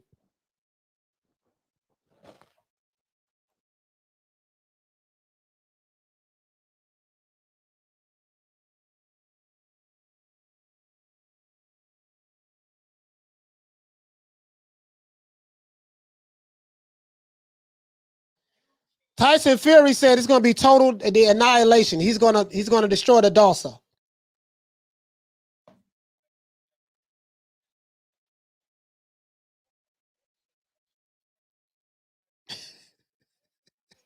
He called Malik Scott. He said, "What do you think about Malik Scott?" He said, "Nothing. One shit house is training another shit house."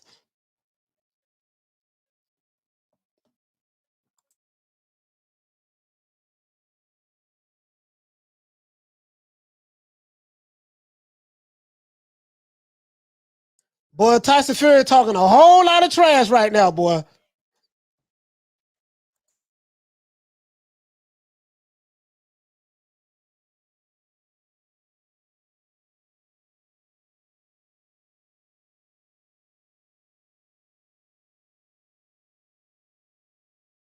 He said there's not a man born from his mother's cunt that could beat that can beat the Gypsy King. Yeah, he is UK all day because we don't play. We use that word like it's nothing. Tyson Fury shot a bird at Deontay Wilder's crowd. The crowd that's out there for Fury, for Wilder, he shot a bird at him.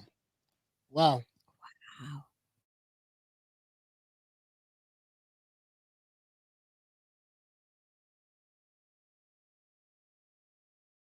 He said Deontay Wilder's little pretty wife won't even recognize him. He's going to send him home butchered this time. Wow. Oh, the trash talking, boy. The trash talking is at an all-time high.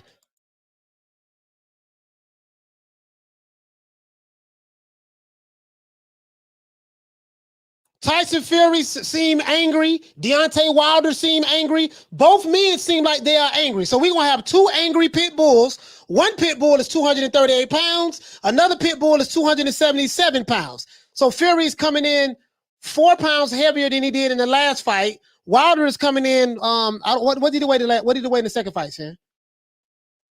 How much did Wilder weigh in the second fight? 231.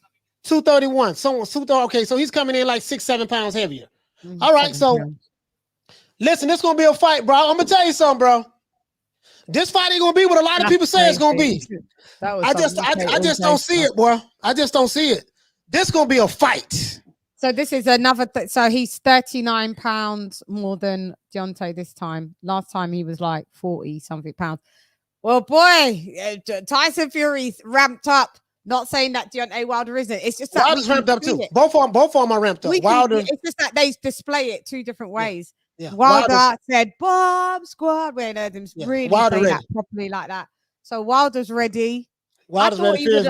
I thought between 235, 240, 245, but wow, 238. All right, cool. Looks well. No. This is the thing though. It's something that Wilder said that I totally agree with him on. He said that normally, you know, he wants calmness is the key. He wants to be calm because when he's angry, his head gets clouded. And that is true. When you're angry, you fight. I want to get him. I want to get him. This is what I was saying. This is what I was like, man, if he come in like that, I don't see him beating Fury because Fury is going to be calm. You know, Fury whole thing is to beat you psychologically before the fight even starts. So if I can get you rattled psychologically before the fight starts, then so Wilder and Fury is talking trash to each other again.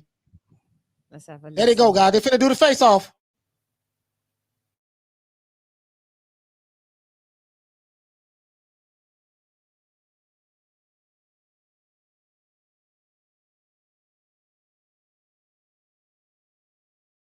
Yeah, they're not gonna do the face off, guys. They just stood in front of each other. It was a whole bunch of people in front of them. They're not gonna. And Fury is cursing out Wilder's camp.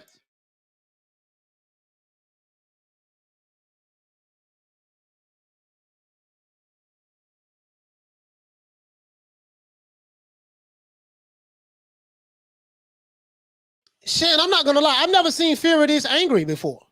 I never seen him this amped up for a fight. Fury is livid. I never. The antics, the funny stuff. No, I've never seen him this livid. He said Wilder's lovely wife, disrespect. Your pretty little wife. Your pretty little wife, yeah.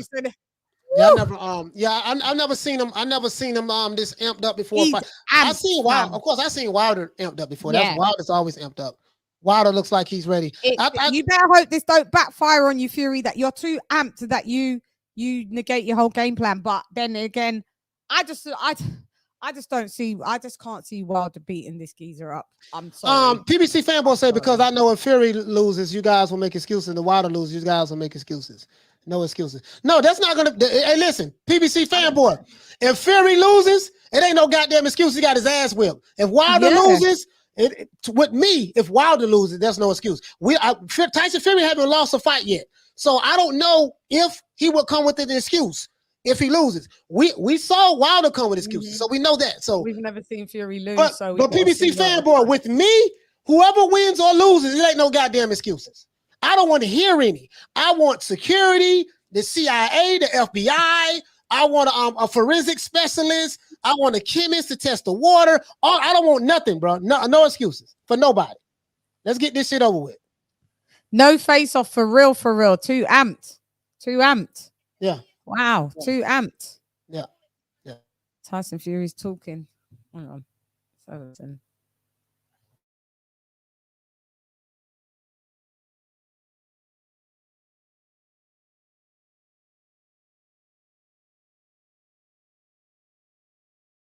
Tyson Fury said that the extra weight for Deontay Wilder will make him slower. He's not used to carrying that kind of weight around. He said, I'm a big guy. He said Wilder should be coming in like 14 stone. I don't know what that is in pounds, but he said that the extra weight is gonna make him slower.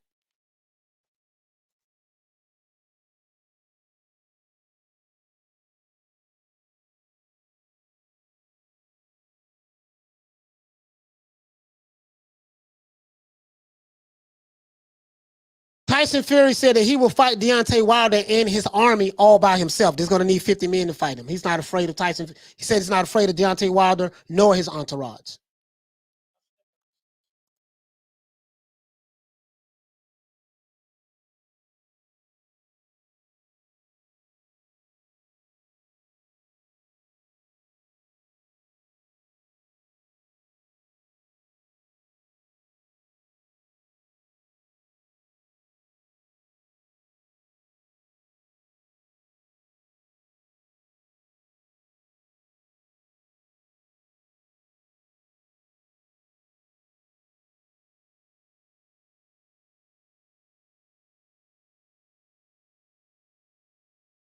Fury is still talking right now, guys. He's flustered.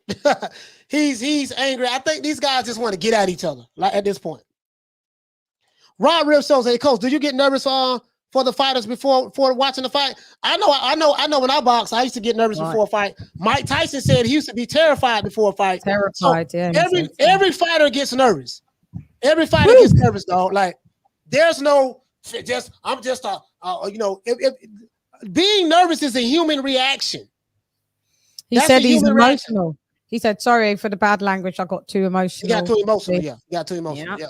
Yeah. And emotion is anger is an emotion. It's a very powerful emotion. You know what I mean? But I'm happy. I'm happy because I'm like, shit, this is gonna be a good fight. This hey, is listen, This is popping off.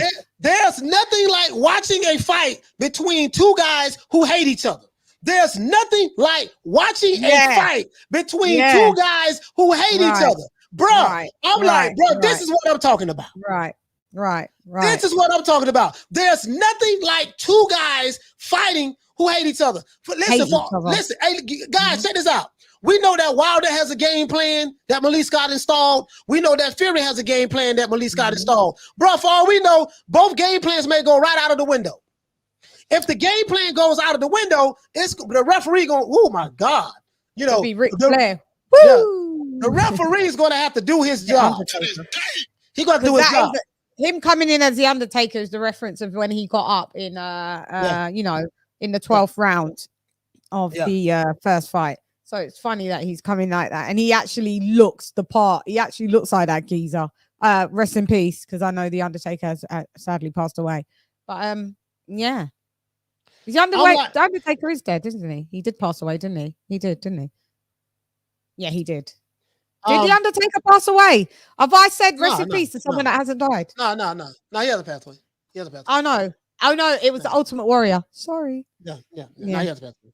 He hasn't passed away. But listen, I'm gonna be honest with you guys. Like again, this is gonna be the key to this fight. You're gonna have to be calm.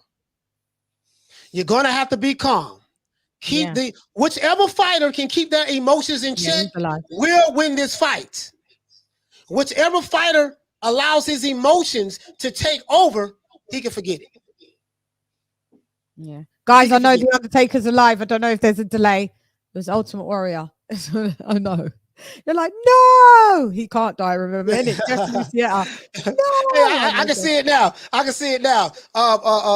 YouTube personality, spreads terrible rumor that the Undertaker has passed away. Passed away. Yeah, I know. Defamatory. Oh man, yeah, you gonna get all kind of hate for that one. I know. Undertaker was one of my favorite WWF wrestlers. Do not get. Shout out to Zadis Buchanan. For dropping that quarter of a dub on your boy. Hey, Leroy. Super chat received. Playtime's over, boy. He said Fury energy shifty. No shirt for conferences, but shirts on the scales. Deontay solid as a rock, still as a mountain. We gotta fight, y'all. Yes, sir. We do have a fight. We gotta fight. We gotta fight, Zadis. Yes, sir. Deontay Wilder's always looked solid though. Deontay Wilder has damn good genes. He has damn good genes.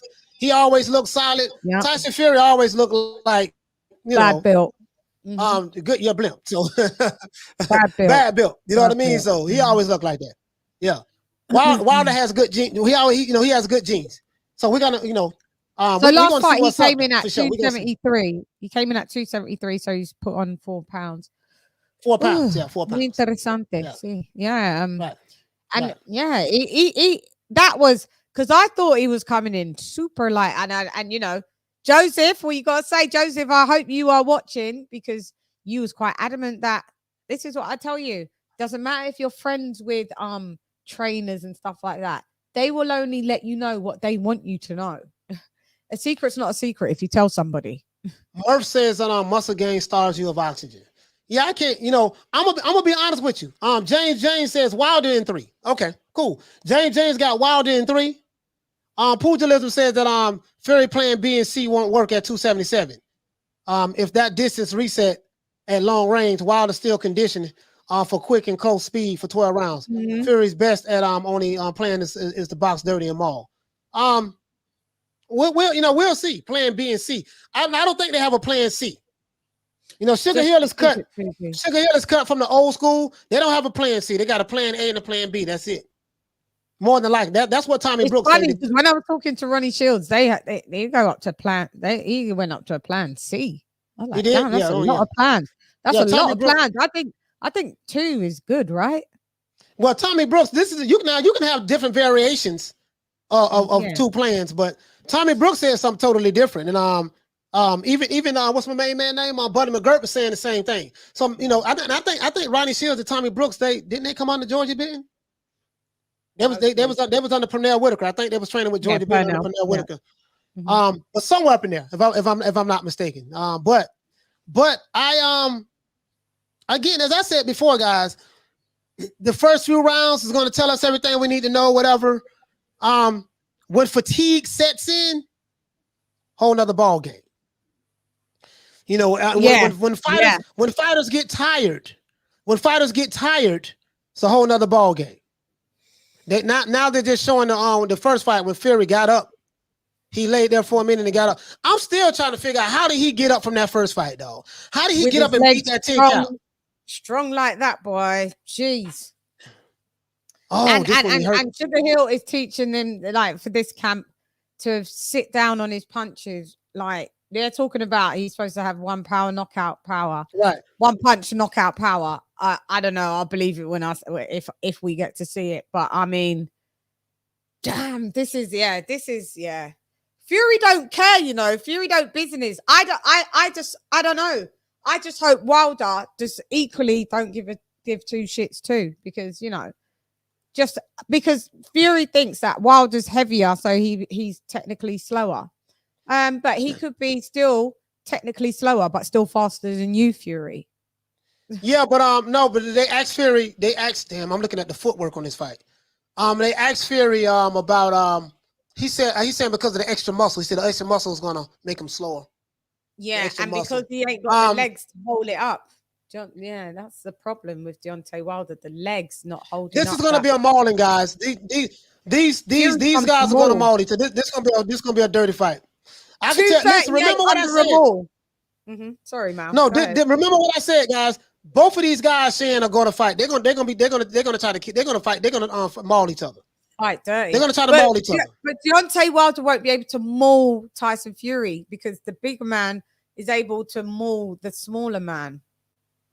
But Deontay Wilder can do some dirty tactics for sure. He's going to have to do some rabbit punches. If Tyson Fury mauls him, hit him behind the back of the head, you're going to have to do all of that stuff.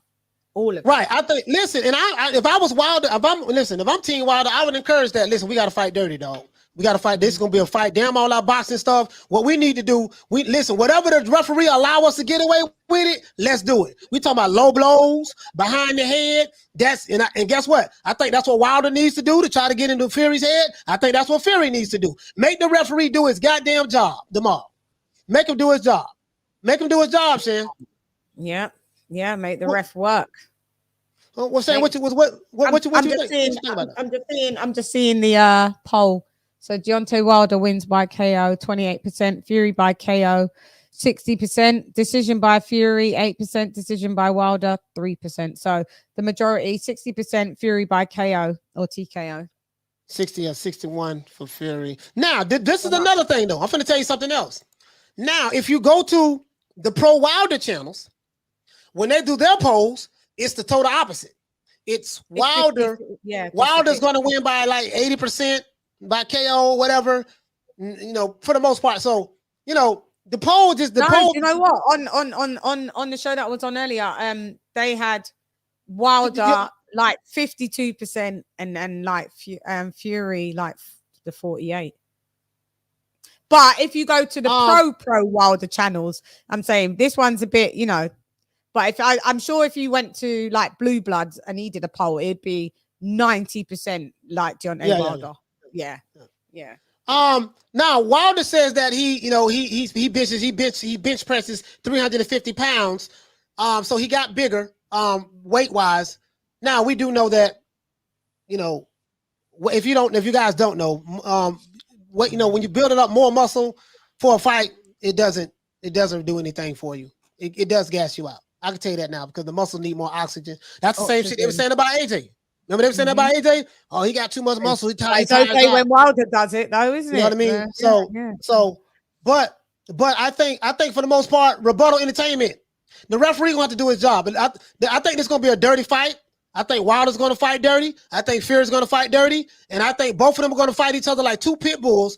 And when they get tired, that's gonna tell me what's what. Because if the early predictions of knockouts from both fighters it does not work, then we're going to see what's up. We're going to see who's in a better condition. So, all the talk, I can talk till my lips fall off. Lady Shane can talk till her lips fall off. Everybody in the chat, you guys can type and talk till your lips fall off. Wilder and Fury can talk till their lips fall off. Tomorrow, we're going to find out what's what. Jeez. Shane, I'm gonna tell you what the late Customato said. He said fatigue makes cowards out of all of us. Yeah. Facts. Yeah, that's when you see if you can go through that pain threshold, that barrier. That's the only way to beat fatigue is to go through it and keep going through it. Like when you're a runner and you get that stitch, they teach us on track, run through it, and then the stitch absolutely does go. But it's the point of when you're doing it, like when you're actually running through it. But let's see. The last one standing is I got him. I got him. Let's see. I got him. I think I got your super chat. Zadis, Fury Shifty. Let's see. I agree on the coach. All right, here you go. Shout out to Jamie Nieto. Thank you, brother. I almost missed you. For dropping that quarter of a bam dub on your boy. Hey, Leroy. Super chat received. Playtime's over, boy. He said, I agree with Andre, coach. I don't think the weight gain is going to be good for Wilder. Who cares how much you bench press? Muscles don't win boxing matches. No, it doesn't. It looks good for the weigh-in. And good, bro. Listen. If we go by how a person looks physically, if you're new to the channel, please subscribe, hit the like button. Shout out to everybody on Facebook. Shout out to everybody on Twitter. Saying if we go by how a person looks physically before at weigh-in, but when they step in the ring, guess what? Do you see how big and ripped and muscly he is? Boy, this guy's gonna win. If you fall for that banana in the tailpipe, I can show you a whole bunch of fights where. Listen, horrible, bad built guy always won. Yeah, man. Listen, bro. Like you listen. Tyson Fury's fat. He's bad body. Yes, he's all of that. You right about that. Deontay Wilder looks like a fat as such. He ain't fat. Like he was fat.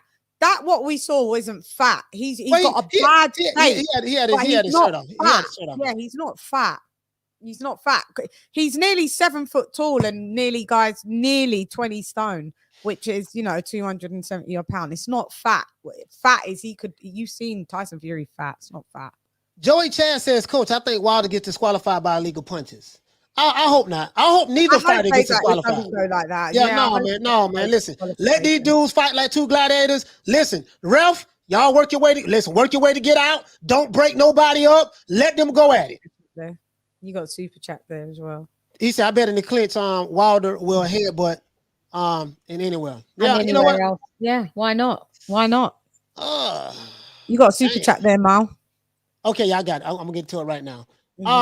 Jamie Nieto, shout out to you, fam. For dropping that quarter of a bam dub on your boy. Hey, Leroy. Super chat received. Playtime's over, boy. He said, you see Fury go Clubber Lang and brought Deontay's wife into it. Listen, I'm gonna tell you something, man. Both fighters cannot afford to fight angry, get mad. I'm gonna get him. I'm gonna kill him. Malik, no, damn the game plan. I'm gonna get him. I'm gonna get this fool out of there. But this bum is taking the easy matches, fighting other bums. I'm gonna get him out of there. Shut up. Plenty more. Whole lot of more. Whole lot of more, Fury. I got a whole lot of more. You know what I mean? Yeah. So that's what Clubber Lang was telling Rocky. A whole lot of more. Whole lot of more. Plenty more, Rob. Plenty more. Wilder has to fight calm. Fury has to fight calm because boxing is a thinking man's sport. You're going to have to set those punches up, and we're gonna make it see what it do. What it do. You know what I mean? We're gonna make it see what it do. What it do. But don't get caught up in the body type. This ain't a modeling contest. You know, I don't care how big your muscles is, how much baby oil you got on. That ain't gonna help you with with footwork and feints and head movement and how to slip punches and fighting in angles. That's not gonna help you with I just hope Wilder makes a great account of himself. He does. I hope they both do. Like don't lose. If anyone's gonna lose, wouldn't it be mad just to see Fury just lose? Your O is gone. Your O is gone. Yeah, your O is gone. If Fury lose, then I think let's see. We only have Alexander Usyk could be undefeated, and Trevor Bryant. My dog, Trevor Bryant. Trevor Bryant. Yeah. I got to sneak the dog in there, Mike. I've got the details. Pen pal for Trevor Bryant. He's going to gas no matter what. Hey, listen. NDC say, let me see some of them sexy feints. Yeah, them sexy feints. You know what I mean?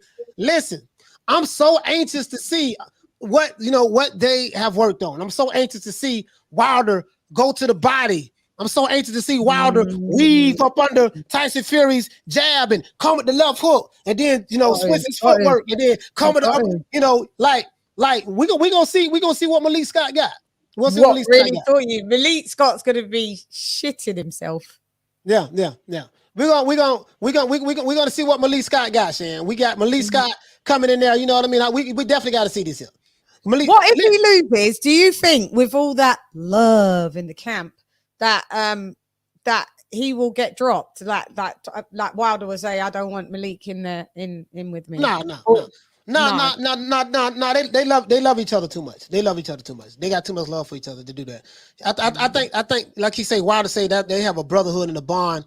And they eat together and stuff like that. So he said, Coach, I'm going to the AMC Theater to watch the fight. Yeah, I'm gonna watch it here, man. I'm trying to get the hook up. We ain't gonna say nothing. We ain't gonna say nothing on here, Shane. We can't say nothing. I'm trying to get the hook up. You know what I mean? Pentagon. I'm trying to go deep cover so we can really get the fight on the low. You see what I'm saying? But if that don't work, then I got a backup plan.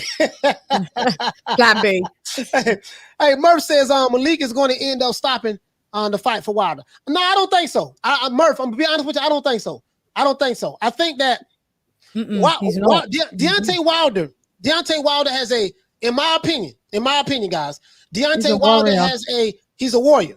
He has a 5-round, maybe 6-round window period to knock Fury out. So jabs to the body, hooks to the liver, uppercuts, knowing how to fight on the inside, roll with the punches. He got to know how to catch and shoot the punch, catch the punch, and then come back. He has to know all of those things. And he has to know how to fight on the back foot. And he has to know how to fight on the back foot. This is the thing, guys. He's going to have to know how to fight on the back foot. That's saying, all jokes aside, that's what's going to tell me everything. Can he fight off that back foot? If he can't fight off that back foot, then the game plan is simple. Educated feints, get him going back, make him overextend himself with trying to land that right hand. Who did he knock out on the beast? Knocked out, I think only about two fighters on the back foot. I think he knocked out. Did he knock out Ortiz on the back foot? No, did he he didn't knock out out Ortiz on the back foot. No, it was front going forward, and Stavern or Spilka. I'm gonna tell you it was Spilka. One of those two was on the back foot. No, but I'm gonna show you the difference though. Wilder backed up to the ropes against Spilka. And he waited on him. Spilka ran right in the straight line, right in there, and Wilder timed him. Pop! He ran right into the right hand like that. It wasn't like he was in the middle of the ring. Yeah. And he was knocking him out like Muhammad Ali did. Yeah. But Wilder back was against the ropes. So technically he wasn't going backwards. He was on the ropes. He caught him coming out. Yeah, we're hanging out. He said like Buzz resume is it's a prospects beat. Yeah. Then it's gonna be curtains for him. Sorry. I got Buzz. Go ahead, Sam. Sorry about that. Yeah, no, sorry. It's going to be curtains. If Fury puts him back on the back foot, like how he did that fight too, just as soon as the bell ding, ding, ding, ding, and runs like that. But then if Wilder expects Fury to run at him like that, all Wilder has to do is take a little half step and then boom, then launch the right. So it would be silly of Fury maybe just to come running in, because Wilder's going to expect that. Fury said he's going to do what he did the last time. So if you come running in, and Wilder takes a little step back and then launches that, you go back onto the front foot, Fury's knocked out. I don't know. No. But this is the thing, though. I don't see Fury just coming in like Arthur Spilka did. He's going to fight in that. He's going to fight in the angle. You got to understand the way he did it was, once I got him going backwards, and once I saw that he's closer to the ropes, now I can rush him. You know what I mean? Yeah, but he rushes in with the jab. And then some mad feints. Feint. So that's how we did it. Not knowing. Yeah. And then that's how we did it last time. So I think Wilder can't launch. Yeah, I think Malik Scott might. They say they're ready for that. They say they're ready for whatever Fury is going to come with. Yeah. But Wilder's ready, and then Wilder's been bench pressing 350 pounds. So he's bulked up. If I lay down, I can push you up. Well, you shouldn't be laying down flat on the canvas, should you, mate? That's a bad sign if you are. Pro boxing media Shan says, rumor has it Fury is going to fight Southpaw. There goes the rumors. You see what I'm saying? Pro boxing media.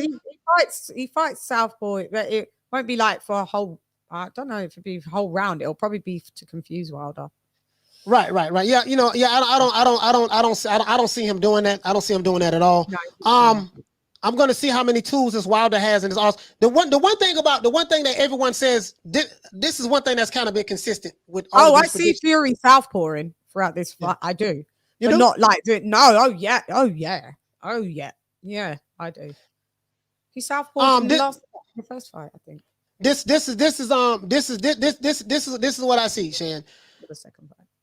Wilder, if Wilder, I want to see, can he fight on the back foot? If he fights inside, you leave yourself open to counter hooks and stuff like that. If you don't knock him out in the first 5 rounds, you know it's gonna be a dog fight. I'm picking this gonna be a dog fight. I don't have an early knockout stoppage. I'm just being honest. I don't see no one getting knocked out early in this fight. I just don't. Round 6. But let me tell you something, Shan. When they talk about these two fighters, one thing that's been consistent about anyone who picks Wilder, they say that he gonna knock him out. He got to knock him out. He got the right hand. They don't talk about his boxing skills. They don't talk about his boxing abilities. They don't talk about his feints. They don't talk about how he his footwork. They don't talk about any of that. They only talk about the right hand. He's gonna do this and do that. That's it. That kind of worries me a little, because when they talk about when they talk about Fury, they talk about the footwork, the feints, the speed. They talk about agility. The agility. Mm-hmm. They talk about how he sets stuff up. With Wilder, it's like the right hand, the power. They don't talk, so are they underestimating Wilder's boxing abilities? Because Wilder never displayed any boxing abilities for most of his career. So you can only go by what a person is showing you throughout 40-something fights. You know what I mean? True. That's true. True. What do you think? True. Yeah. True. That's facts. Listen, but what do you guys think in the chat? Do you think that's a fair assessment that I'm saying? That me and Shannon saying that you know when to fight box like Floyd. Yeah, Jeff Lucietta said Fury's pit head to fight box like Floyd was. Yeah, that's what he was destined to do. Then yeah. Yeah. He's I a don't natural know. better boxer than Wilder. He's a natural better boxer than most. But yeah. Like I'm saying, expect the unexpected. Sorry, go ahead. Don King says that this fight isn't going 6 rounds, not a chance. Well, if it doesn't go 6 rounds, then that's Wilder going to knock Fury out. How is he going to knock him out though? That's the thing. That's the next question. For the guys who say that Wilder's going to knock Fury out, how is he going to knock him out? The right. We're still going to be with the right. Yeah, we know with the right, but is he just going to run in there, boom, squad, bam? How is he going to set it up? Is he going to do it with feints? Is he going to work his jab to set it up? Is he going to slip punches and go to the body and then set up the right hand? You know, how is he going to set up his distance? You know what I mean? How is he going to training him to survive long enough? I think Malik Scott is trained Wilder to try and survive long enough until it's the perfect moment to land the right. I think he needs to survive. He needs the tools to survive long enough to land the right. That's what I think. But the final move is the right. Yeah, the end result is the right hand. Let's not get it twisted. All of this, we've been working on this. We've been working on this jab over here, the hook over there, the left hook. We've been working on, man, listen, ain't nobody falling for that. We know that land this right hand. That's it. And that's it. We know. So I think Sugar Hill is probably saying, listen, at the end of the day, you're not going to get knocked down by nothing left. If you look at any of Wilder's fights, anytime he knocked somebody out or knocked somebody down, it was always the right hand. So I don't give a damn what they say about he working on this left here and doing that. Don't worry about that. Everything is to set up the right hand. So you're right about that, Shan. You hit the nail right on the head. You know, but can he fight off the back foot? This is what the new bit that we're going to be able to see.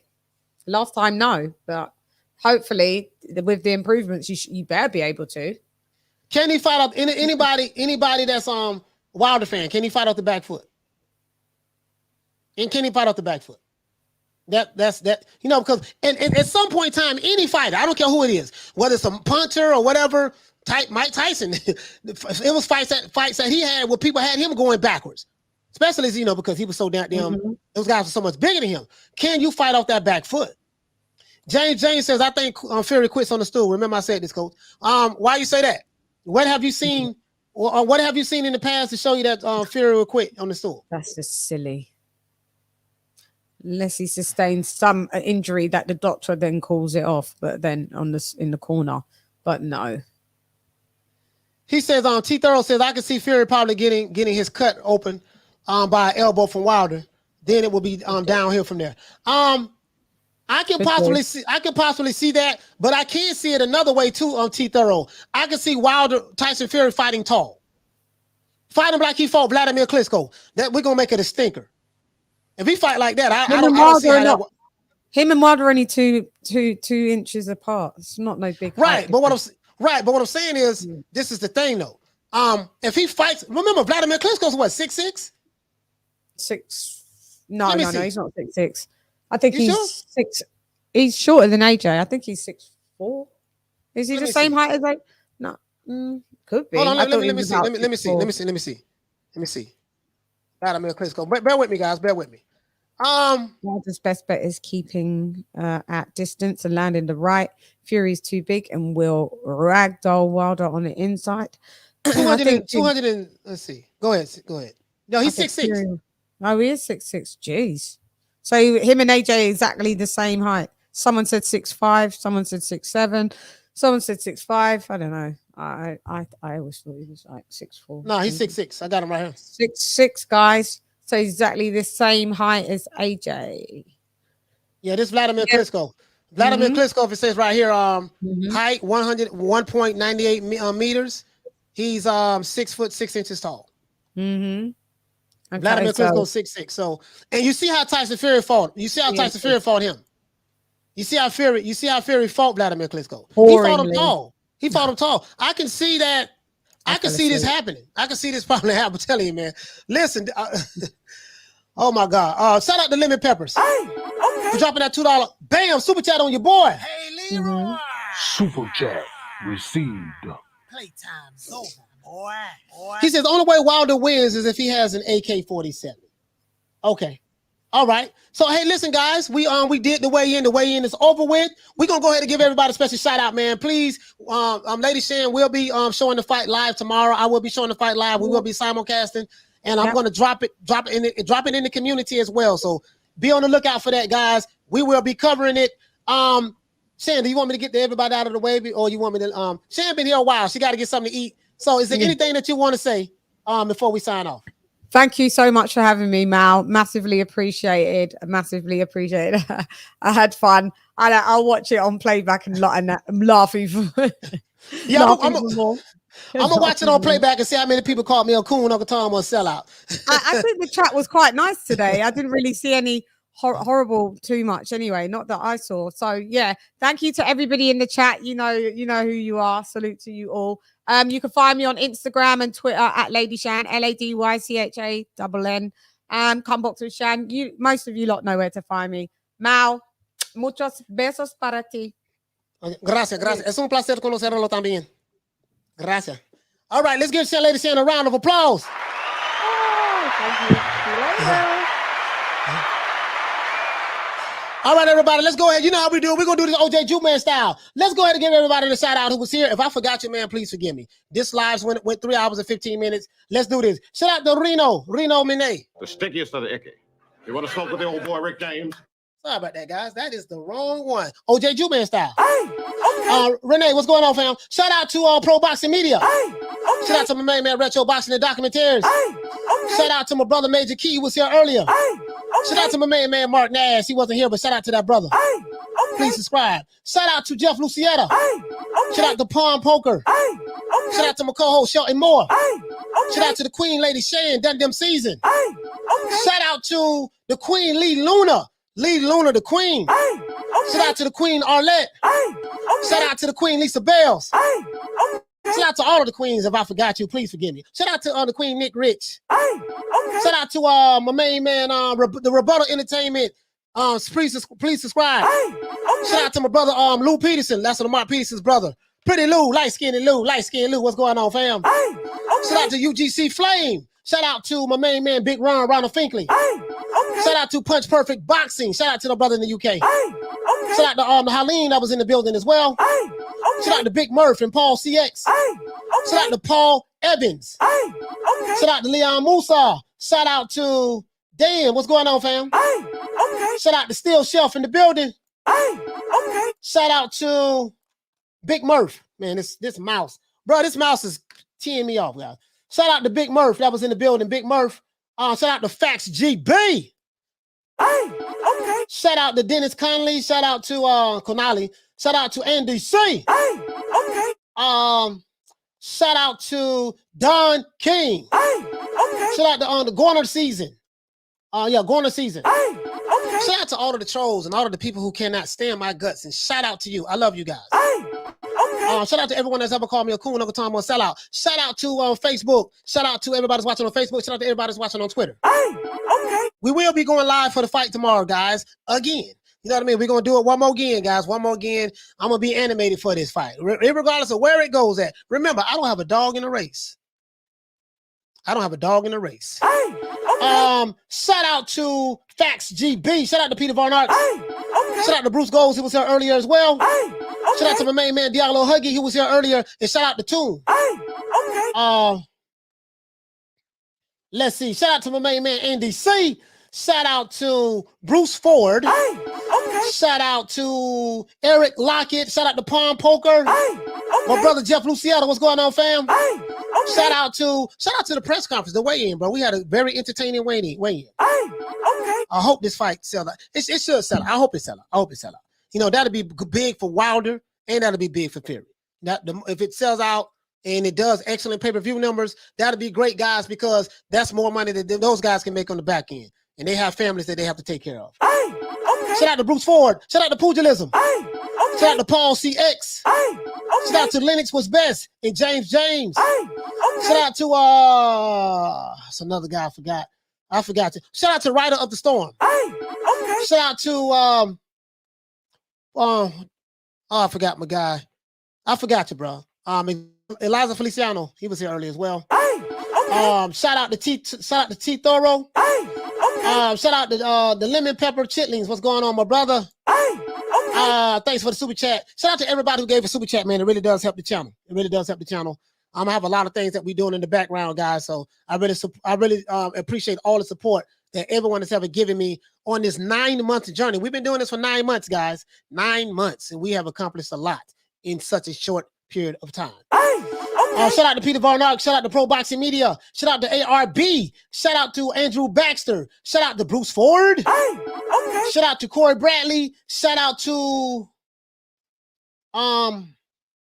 Dragon Leg. What's up, my brother? What up? Shout out to Ben Adams. He says Sugar Hill is the best coach right now. Facts. Yeah, Sugar Hill a bad boy. I like Sugar Hill more so than I like Malik Scott, to be honest with you. Shout out to Rod Rib Shows, and that's because of his track record and his experience as a trainer. But doesn't mean anything. Tomorrow we're just gonna tell the tale. Shout out to Rod Rib Shows. Shout out to Muhammad Ali. The greatest of all time. Shout out to who else we have? Shout out to Pugilism. Shout out to Corey Bradley.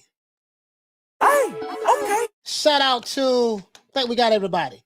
My brother Paul Evans, shout out to you, fam, and shout out to Ava as well. Shout out to Con Shonery. Shout out to KB. Shout out to everybody in the UK with the AK. Shout out to In My Opinion. Shout out to David. Shout out to Eric Lockett, Pond Poker. Shout out to my brother Javon Soto. Shout out to Fury and Survivor. Shout out to Big Murph, Joe B. Shout out to the Queen, Nick Rich.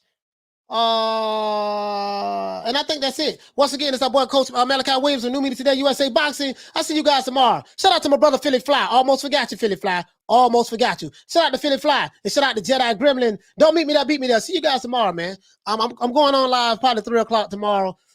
Be on the lookout. Turn on the notification icon so you'll see when I'm on. And guess what? We're going to have so much damn fun. I am crunk and animated when there is a fight. Other than that, see you guys tomorrow, guys. 3 o'clock Eastern Standard Time. Love you guys. If you're new to the channel, please like, share, and subscribe. And peace. Man, I'm out of here, bro. Let's go.